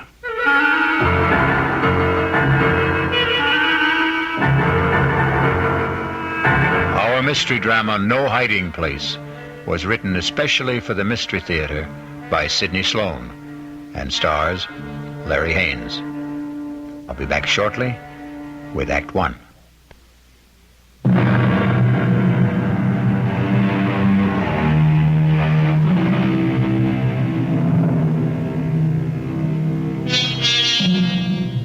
Everything looked right to Charles Powell that crisp September morning when he walked into his executive office at the J.P. McCready Company.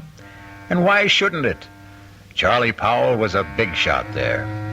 At 37, executive vice president of one of the largest manufacturers of heavy construction equipment in the country.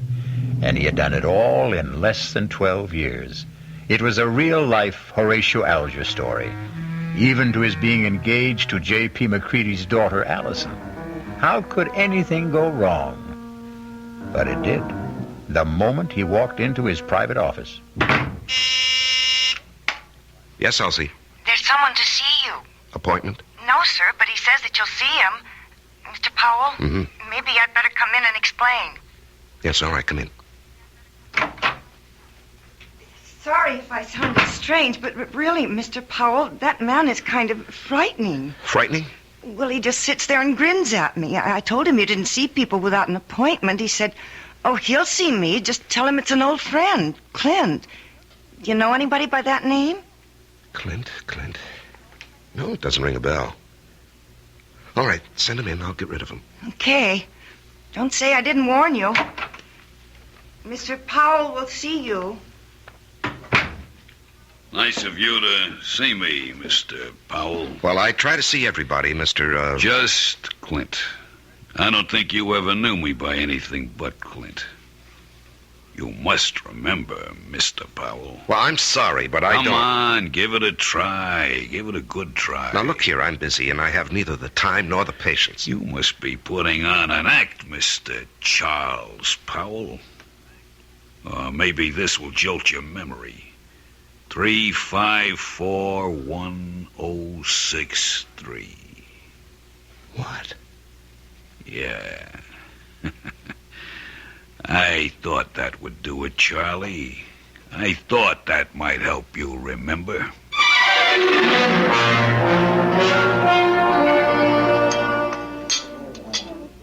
Charles? Oh, I'm sorry, Mr. McCready. I guess I was daydreaming. Something bothering you, young man? Oh, no. I hope not. Here I take you to the best French restaurant in town. You pick at your food, gaze into space, send your dinner away hardly touched. Oh, did I send all that good food back without eating it? You did? I particularly wanted to see you alone, Charles, because I have a little news for you. News? What kind of news, Mr. McCready? And that's another thing. You're so damned formal with me, Mr. McCready. Do you realize that in exactly 5 weeks you're going to be one of the family? Yes, of course I realize. How could I overlook it when Allison keeps reminding me regularly? Very well, then. Do you think it proper to call your father-in-law to be Mr. McCready? If you don't start calling me John... Okay. John it'll be. I'm going to leak a little information to you. Yes? As you know, I've been thinking of stepping down from the presidency of the company. Yes, well, it has been rumored, but I wish you'd reconsider. Now, sincerely, the place wouldn't be the same without you. Oh, I'll still be there, Charlie. I'm not giving up my stock. The name of the company will still be J.P. McCready Company. The only difference will be that you will be sitting at my desk. Sitting at your desk? Well, I thought Hedges was slated to take over when you stepped down. No.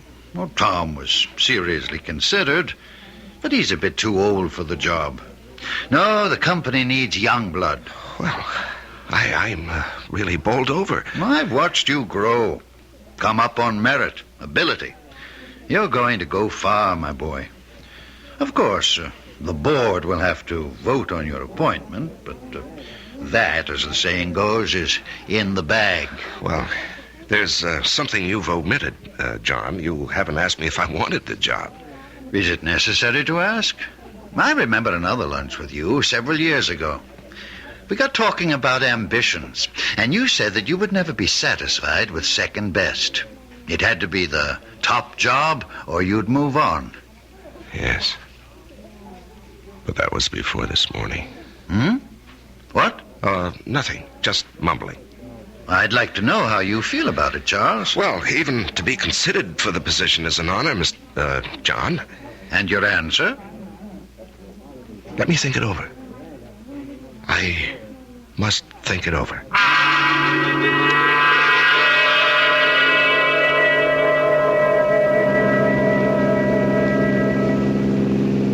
Trying to collect your life insurance, Charles? What? The way you're driving. Are you out to get me, yourself, or both of us? Oh, I'm sorry, dear. I guess I didn't realize how fast I was going. This car has more power than it needs. More than I need. I'm sorry. At least it gave us a topic for conversation. What did? You're driving. Darling, I'm the girl you asked to marry you. Something is troubling you, something big. Allison, did your father tell you what he's planning? Dad never tells me anything. I have an idea he thinks of me as a bird brain. He wants me to take over the presidency of the company. That's marvelous. Couldn't have made a better choice. Well, you're prejudiced. But it's a nice kind of prejudice. I don't think I'll accept. What? But, darling, it's right for you. You've worked toward that goal. You're the right man for the job. Am I? What is this? Lack of confidence, buck fever? You're being ridiculous, darling. No, I'm being practical and sensible. My being president of the McCready Company would bring nothing but trouble. What are you saying? I'm even considering resigning my present job. Why? Allison... Tell me.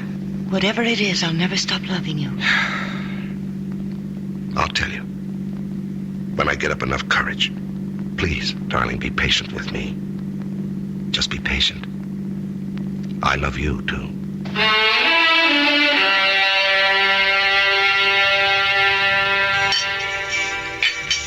So you finally got here. Thought you were going to forget our appointment. Now, you didn't really think that, Clint. Oh, I knew you'd come. You wouldn't dare not to come. Sit. You got it with you? Yes, I've got it. In small bills? 5s, 10s, as specified. Let's have it. Here. In a pretty manila envelope, too. Nice and neat. Thanks. Now, look, I don't know how much longer I can do this. You'll do it as long as I say. And if I run out of money? You'll just have to scrounge around and find more. Well, I'm thinking of quitting my job. You wouldn't want to do that, Charlie. Well, suppose it gets too much for me and I say, go ahead, spill what you know. No, you wouldn't do that. You're going to marry a very rich girl. A couple of extra yards ain't going to change your manner of living. Even a couple extra grand. How long are you going to suck my blood? I don't like the way you put that, Charlie. I'd rather you'd think of it like it was sort of sharing the wealth. You got the bread. I got nothing.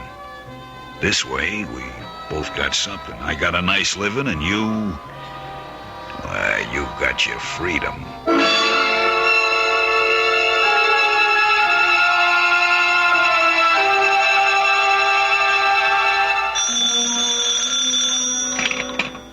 Hello?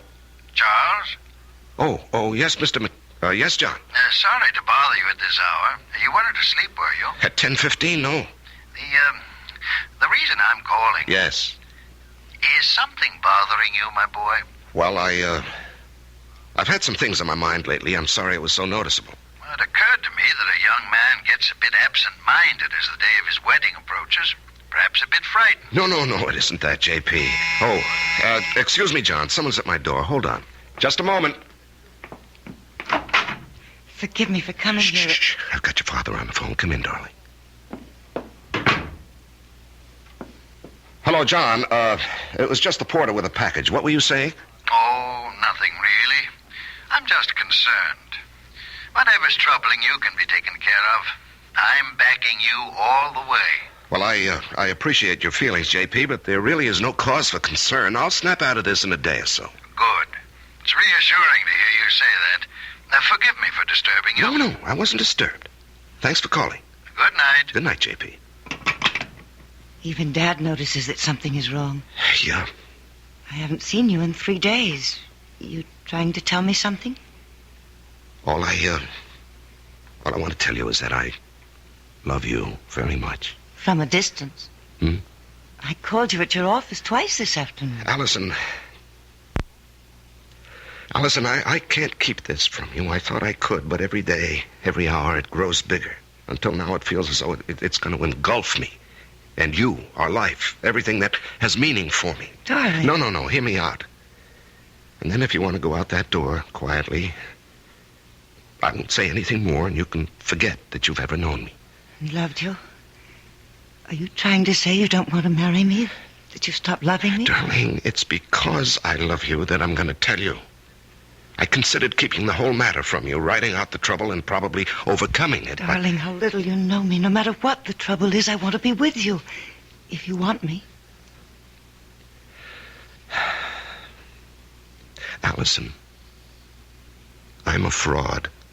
What? I'm not Charles Powell. It's a name I assumed to hide my real identity. Want me to go on? Yes, darling. Go on. At the age of 22, I was charged and convicted of murder and sent to San Quentin for life. I was innocent. Evidence, circumstantial evidence. Court-appointed attorney who didn't know what to do or didn't care. A weak effort to appeal, which was refused, and there I was, at 22, in prison for life. Chance of a parole only after serving 20 years. I'd be old, all my young life confined in prison. So, when I had a chance to get out... You escaped. And ran for 2 years. Do you know what it means to be hunted? You can't get a job, you have no place to live, you can't ever sleep for fear someone will see you and turn you in. Oh, darling. I was ready to give myself up when I suddenly discovered that it wasn't necessary to run any longer. I picked up a 2-week-old newspaper and read a report of my death. What? Yes, a man had been burned to death in a flophouse fire. The only thing he had on him was something that I had kept, my only possession. A locket belonging to my mother. It had a picture of her taken when she married my father. And it had been stolen from me as I lay asleep in a freight car. I guess the thief thought it was gold. It was just cheap gold plate. And the man was identified as you? My mother and father's names were inscribed on the back. The man was so badly burned that the locket was the only thing that could possibly identify him. And after 2 years of hunting, the authorities were glad to close the file on Robert Hagen. Robert Hagen? Sounds so strange. The name doesn't fit you. Well, it sounds strange to me, too, now. Darling, I'm innocent. I never did it. It was all a mistake. I don't doubt that for an instant, dearest. I only wish you'd never told me. I had to tell you. You see, someone knows who I am. He's blackmailing me.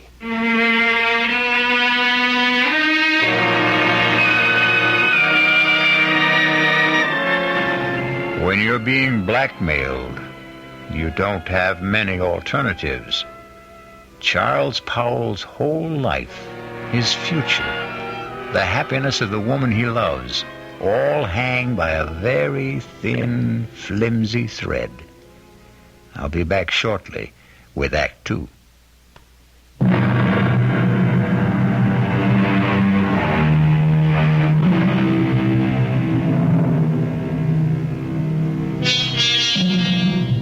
When Charles Powell chose to give in to his blackmailer, he didn't envision the trouble that was building up for him.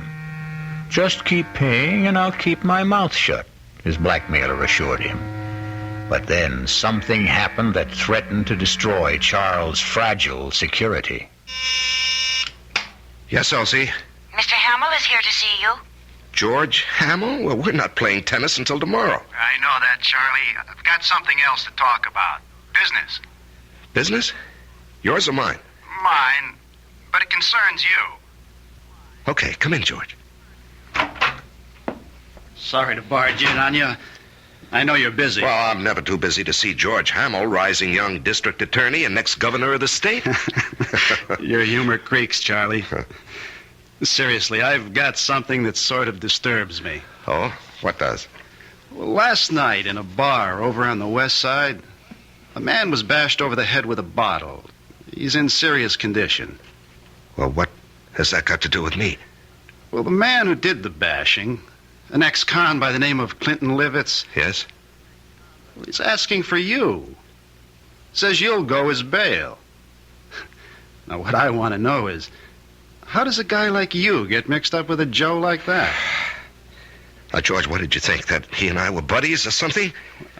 I didn't know what to think. Well, I do know the man. He applied for a job with the company a week or so ago. The foreman who interviewed him discovered he was an ex-con, and he refused to hire him. It was brought to my attention when one of the societies that helps ex-cons called me.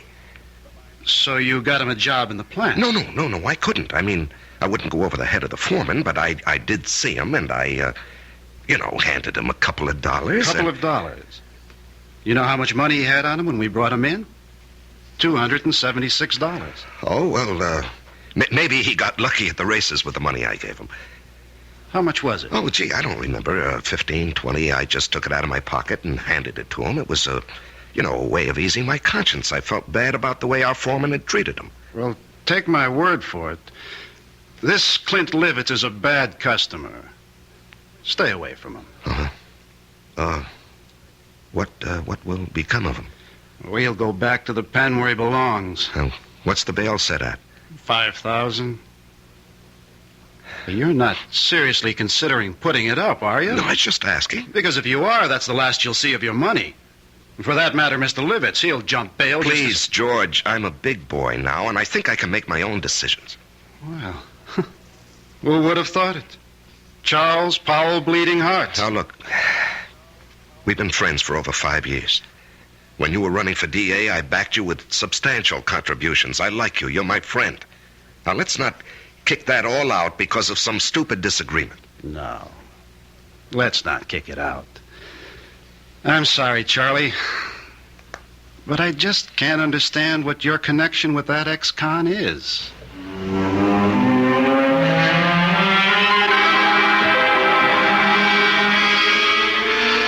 Now, Mr. Powell, I hope you'll understand. I accept Clinton Livitz's case with strong reservations. Yes, I understand, Mr. As an Hargrave. attorney, well, how shall I put it? You don't like your client. Exactly. However, I shall do my best to get him off, or at least get him a light sentence. I'm extremely pessimistic about Mr. Livitz even showing up for trial. Yes. George Hamill also said he expected that Livitz would jump his bail. And you would forfeit $5,000. Yes, I know. And that doesn't disturb you? No, I don't believe he'll run. I see. You want to speak with him? He's been released. He's waiting in the other office. Not particularly. He says he wants to see you. Oh. Well, in that case, yes, I'll see him. Send Mr. Livitz in. I'll leave you alone. If you need me, I'll be in the other office. Now, come in, Mr. Livitz. Mr. Powell will speak to you. Thanks. I'll be back when you call. Just flip the switch on the intercom. Yes, I will. You sure know how to complicate things, Clint.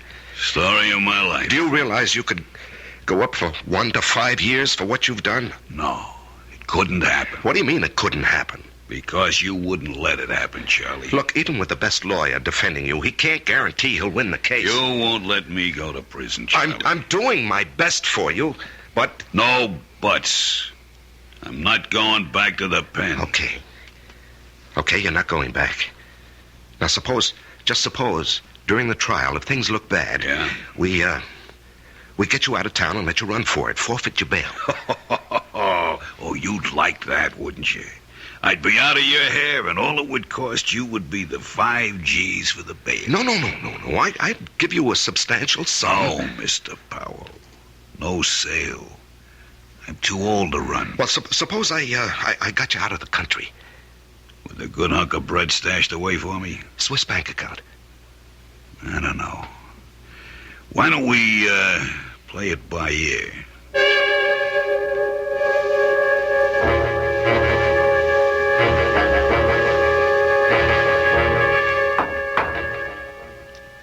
Come in. You, wanted to see me, J.P.? Yes. Can you spare a minute? Yeah, sure. I've heard it on the grapevine that you were... How shall I put it? That you were aiding some ex-convict in trouble with the police. That true? Yes, it's true, John, and I think I know what kind of grapes grow on that grapevine. All right. Now, George Hamill Oh, that damn busybody. Why can't he stick to his job and... Now, George is a friend. He tells me that the man you're protecting is a rather reprehensible character. Will you let me explain? It's just a matter of policy, my helping this man. Policy? Well, yes, you did ask me a few days ago to consider taking over the job of running this company. You're going to accept? Well, I was going to tell you today. Wonderful. Wonderful news. Allison will be delighted. I know she's been worried about your seeming reluctance. Oh, no, not reluctant any longer. In fact, I've got all sorts of ideas about what I want to do. This business of giving a hand to ex-convicts is just one of them. Do you realize what this would mean in publicity for the company? To take an interest in the rehabilitation of men who would otherwise be lost, a burden to the taxpayer? I'm going to hire a PR man. We're going to be the big corporation with a heart, J.P.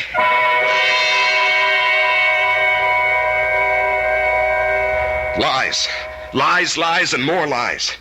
How can I keep all these phony stories straight, Allison? It's like a long, dark tunnel with no ending. It will end, and it will all turn out all right. Don't lose your courage. Now I love you and need you. We'll worry this out together. You know what I've considered. What? Going to the authorities and saying, look, I'm Robert Hagen, the man you think died 13 years ago. No, darling, they'd throw you back into prison. Well, I'd hire the best lawyers. No, Charles, don't. Please don't take such a chance. What would I do without you?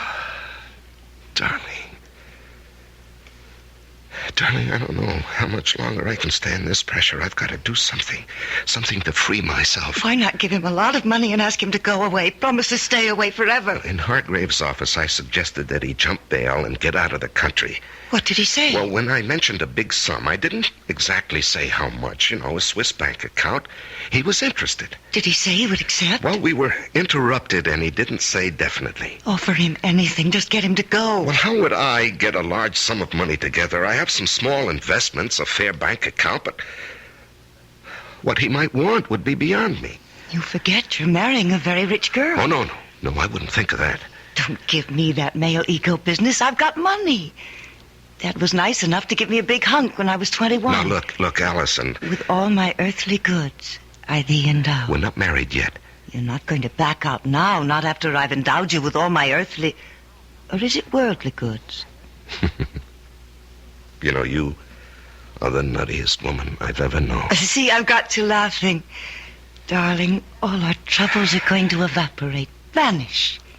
No. It won't work, Allison. It'll never work. But you said... No. Clint Livitz will never stick to any bargain. He'll want more, and he'll want more. He'll never be satisfied. If we got him out of the country... What's to keep him from coming back when he's broke, or even threatening us from abroad? I gave him $1,000 in cash only a few days ago. When he was picked up in the bar, he had only about $270-some left. In a matter of 2 days, he'd squandered over $700. But if he were made to understand that the sum agreed on was all he was going to get... Can't I make you understand? We're not dealing with a rational, honest man. He'll agree to anything. And then when his money runs out or he decides he wants more, he'll be right back. What can you do? There are only 2 things one can do about a blackmailer. Keep on paying and paying forever. And the other? And the other? Kill him.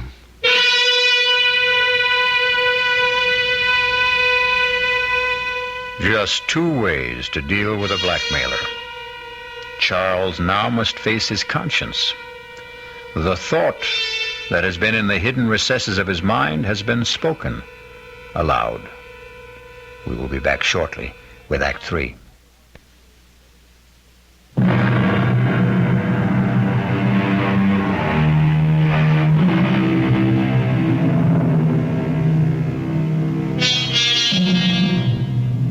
Charles Powell's life has reached a climax he must make a decision to rid himself forever of his blackmailer. And perhaps that very decision will destroy his life and the life of the woman he loves. The alternative is to keep paying and paying, never feeling safe.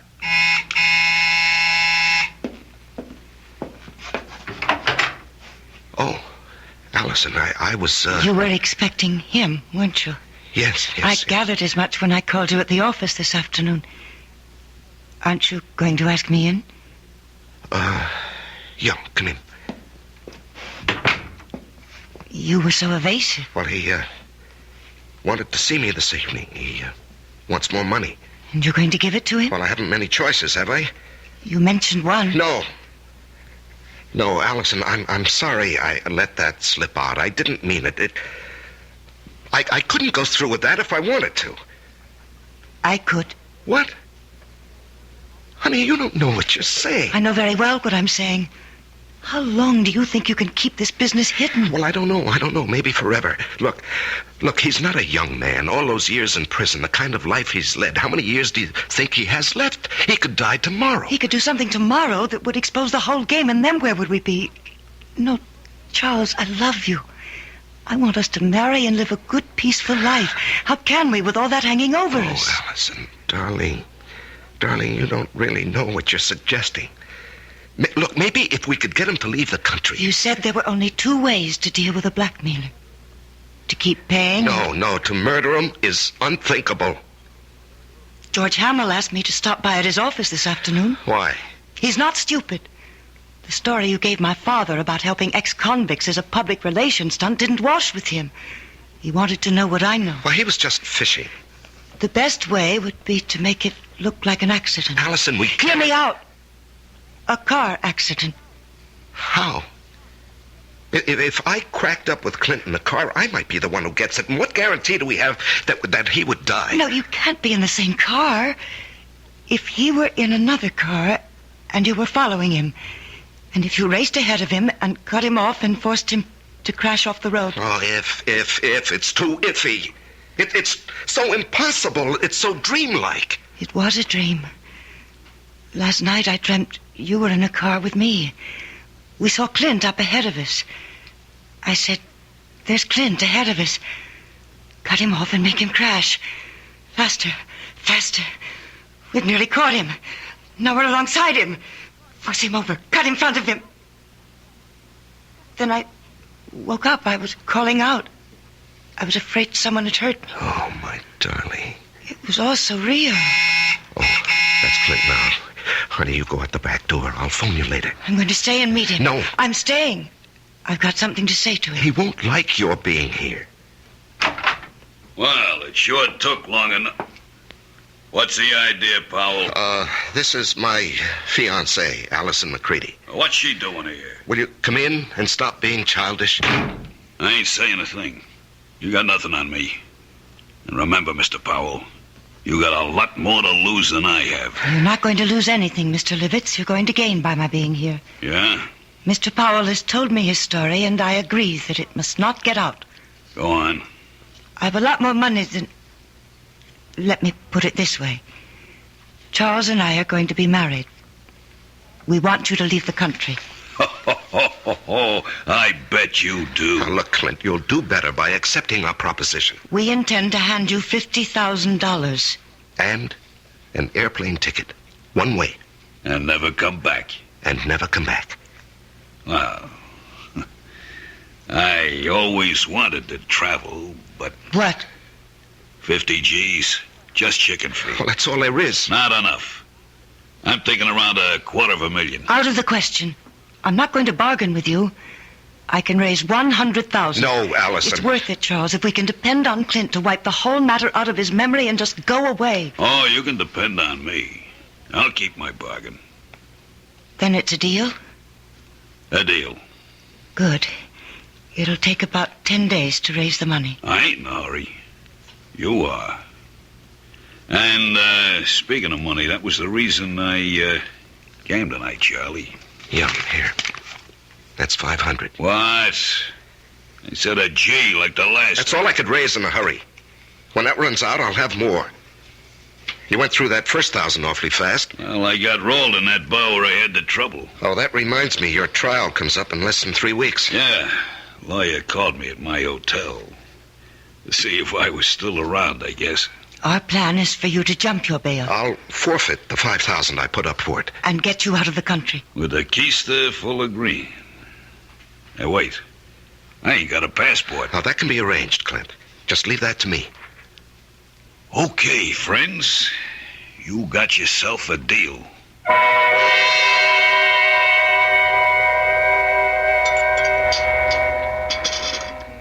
Say, Charlie. You're going to put this meal on your expense account, I hope. Too rich for your blood, George? Too rich for my pocketbook. That's JP's favorite French restaurant. Oh, yeah. Nice to have wealthy, high-paid executives for friends. I'm a simple man. I like simple things. And I like simple answers. Meaning? How long are you going to cling to that cockamamie story about your helping ex-cons rehabilitate themselves? Oh, it's the McCoy, George. That guy got something on you, Charles? Pardon, monsieur, the telephone for you. Oh, yes, thank you. Where is it? It is here, monsieur. I will plug it in for you. Thank you. Just like the movies. Yeah. Hello?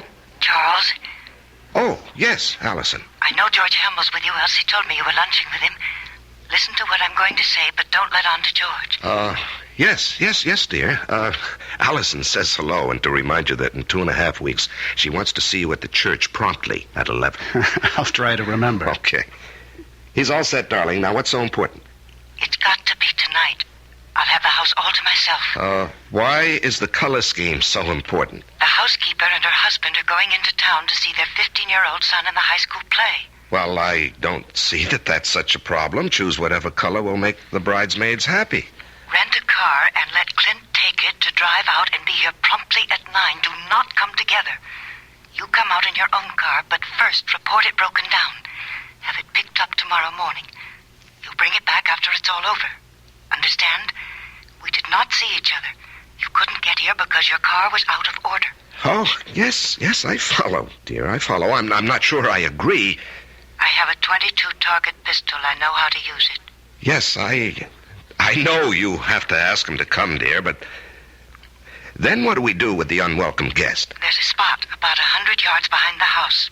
We get him out there in a wheelbarrow. There's a hole, an old cesspool.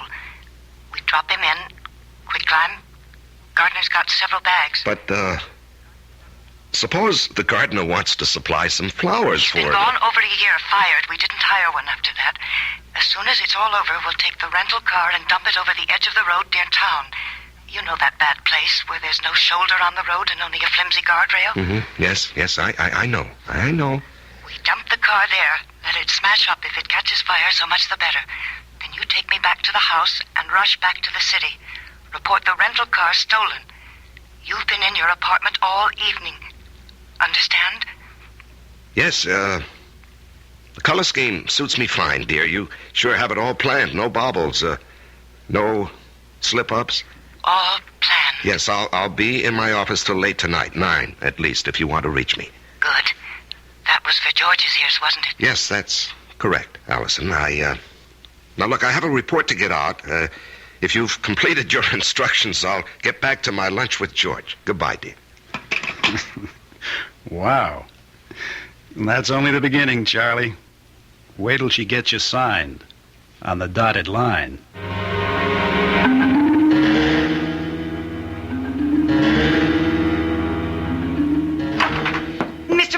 Mr. Powell, something terrible's happened. What is it, Elsie? There's been a terrible accident on the late shift. Man's caught in a machine. The big press, they said. Oh, good Lord. Has the hospital been called? I don't know. Well, call them on your phone. I've got to use this one.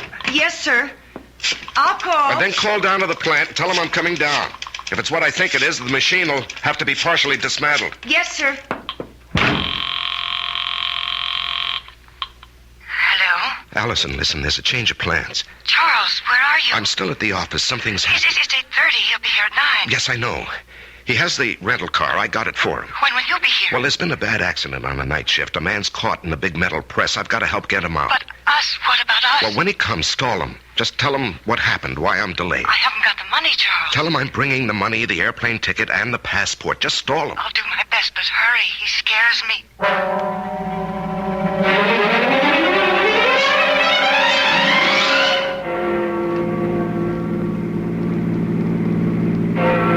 10 o'clock, an hour late. I hope he's still there. The lights are on. I'm not too late. He's still here. He's still here. Allison! Allison! Open up! Clint! Clint, don't leave! Clint, wait! Will you wait? I'm here! Clint! Clint! I gotta stop him. I gotta catch him.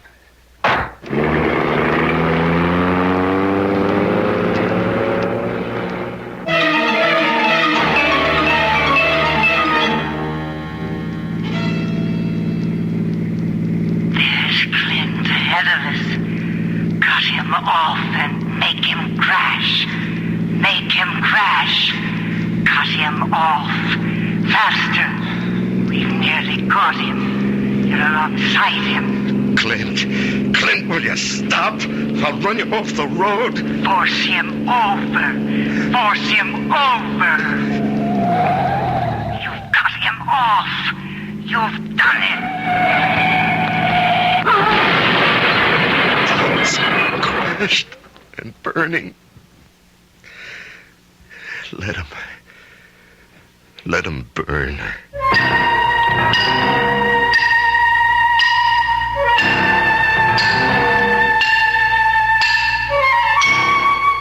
Hello, is this Arrow car rental service? Well, I rented a car from you people this morning. No, there's nothing wrong with the car. I just want to report it stolen.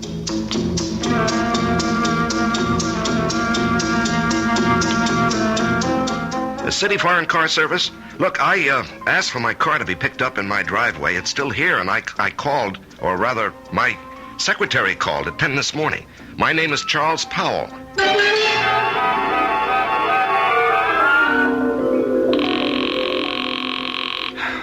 Come on.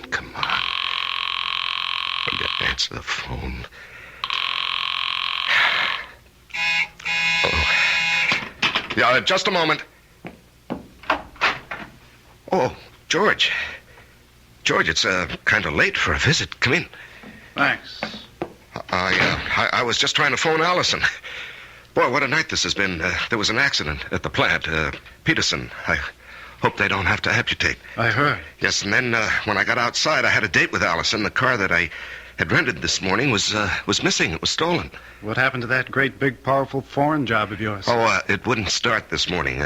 Had Elsie call the service people, but they haven't picked it up yet. I just called them. They have a night answering service. You've had a busy evening. Yeah, very. Well, I think I can clear up one of your puzzles, Charlie. Your rental car was found with a thief in it. You, caught him? Dead. Burned to a cinder. Oh. Must have been going at a terrific speed. Tire marks on the road as he went off. Cracked up and burned. Yeah. Some kid? No. This may surprise you. It's your protege, Clint Livitz. We found enough of him to identify him.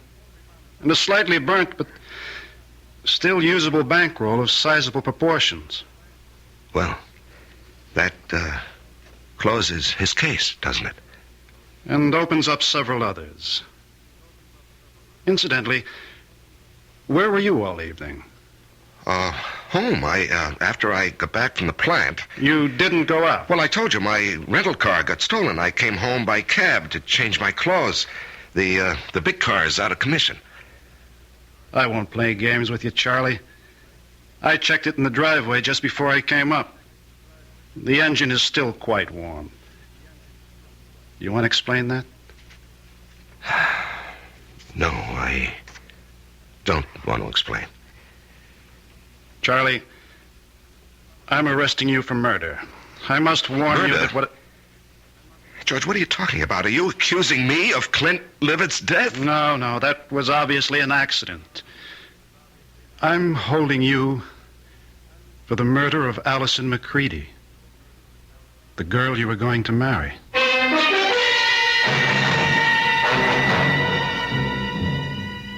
And in conclusion, ladies and gentlemen of the jury, the evidence is conclusive. Charles killed his lovely fiancée because she discovered his real identity. An escaped convict, a killer sentenced to life for another murder. The testimony of the housekeeper, Mrs. Francis, cannot be doubted. She did not leave the house as he thought. She saw him run from the house, jump into his car, and race away. And then she discovered the body of Allison McCready shot through the head.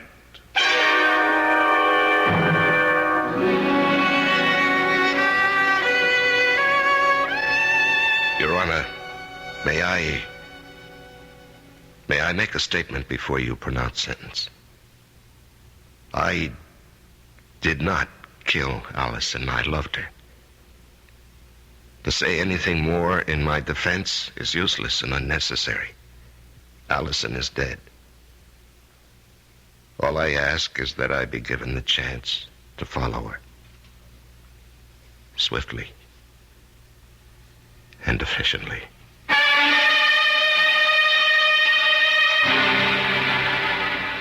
And so a man is twice accused of murder and twice sentenced for the crime. A weary man who asks only to be allowed to follow the woman he loved. I'll be back shortly.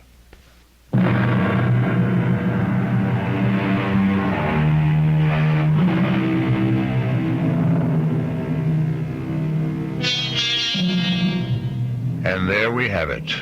Charles Powell's joust with fate. What difference did it make that he knew that Clint had murdered Allison? They didn't believe him, and he was too weary to try to make them believe. Our cast included Larry Haynes, Ann Meacham, Jackson Beck, Sidney Walker, and Tom Kleiner. The entire production was under the direction of Hyman Brown. This is E.G. Marshall inviting you to return to our Mystery Theater for another adventure in the macabre. Until next time, pleasant dreams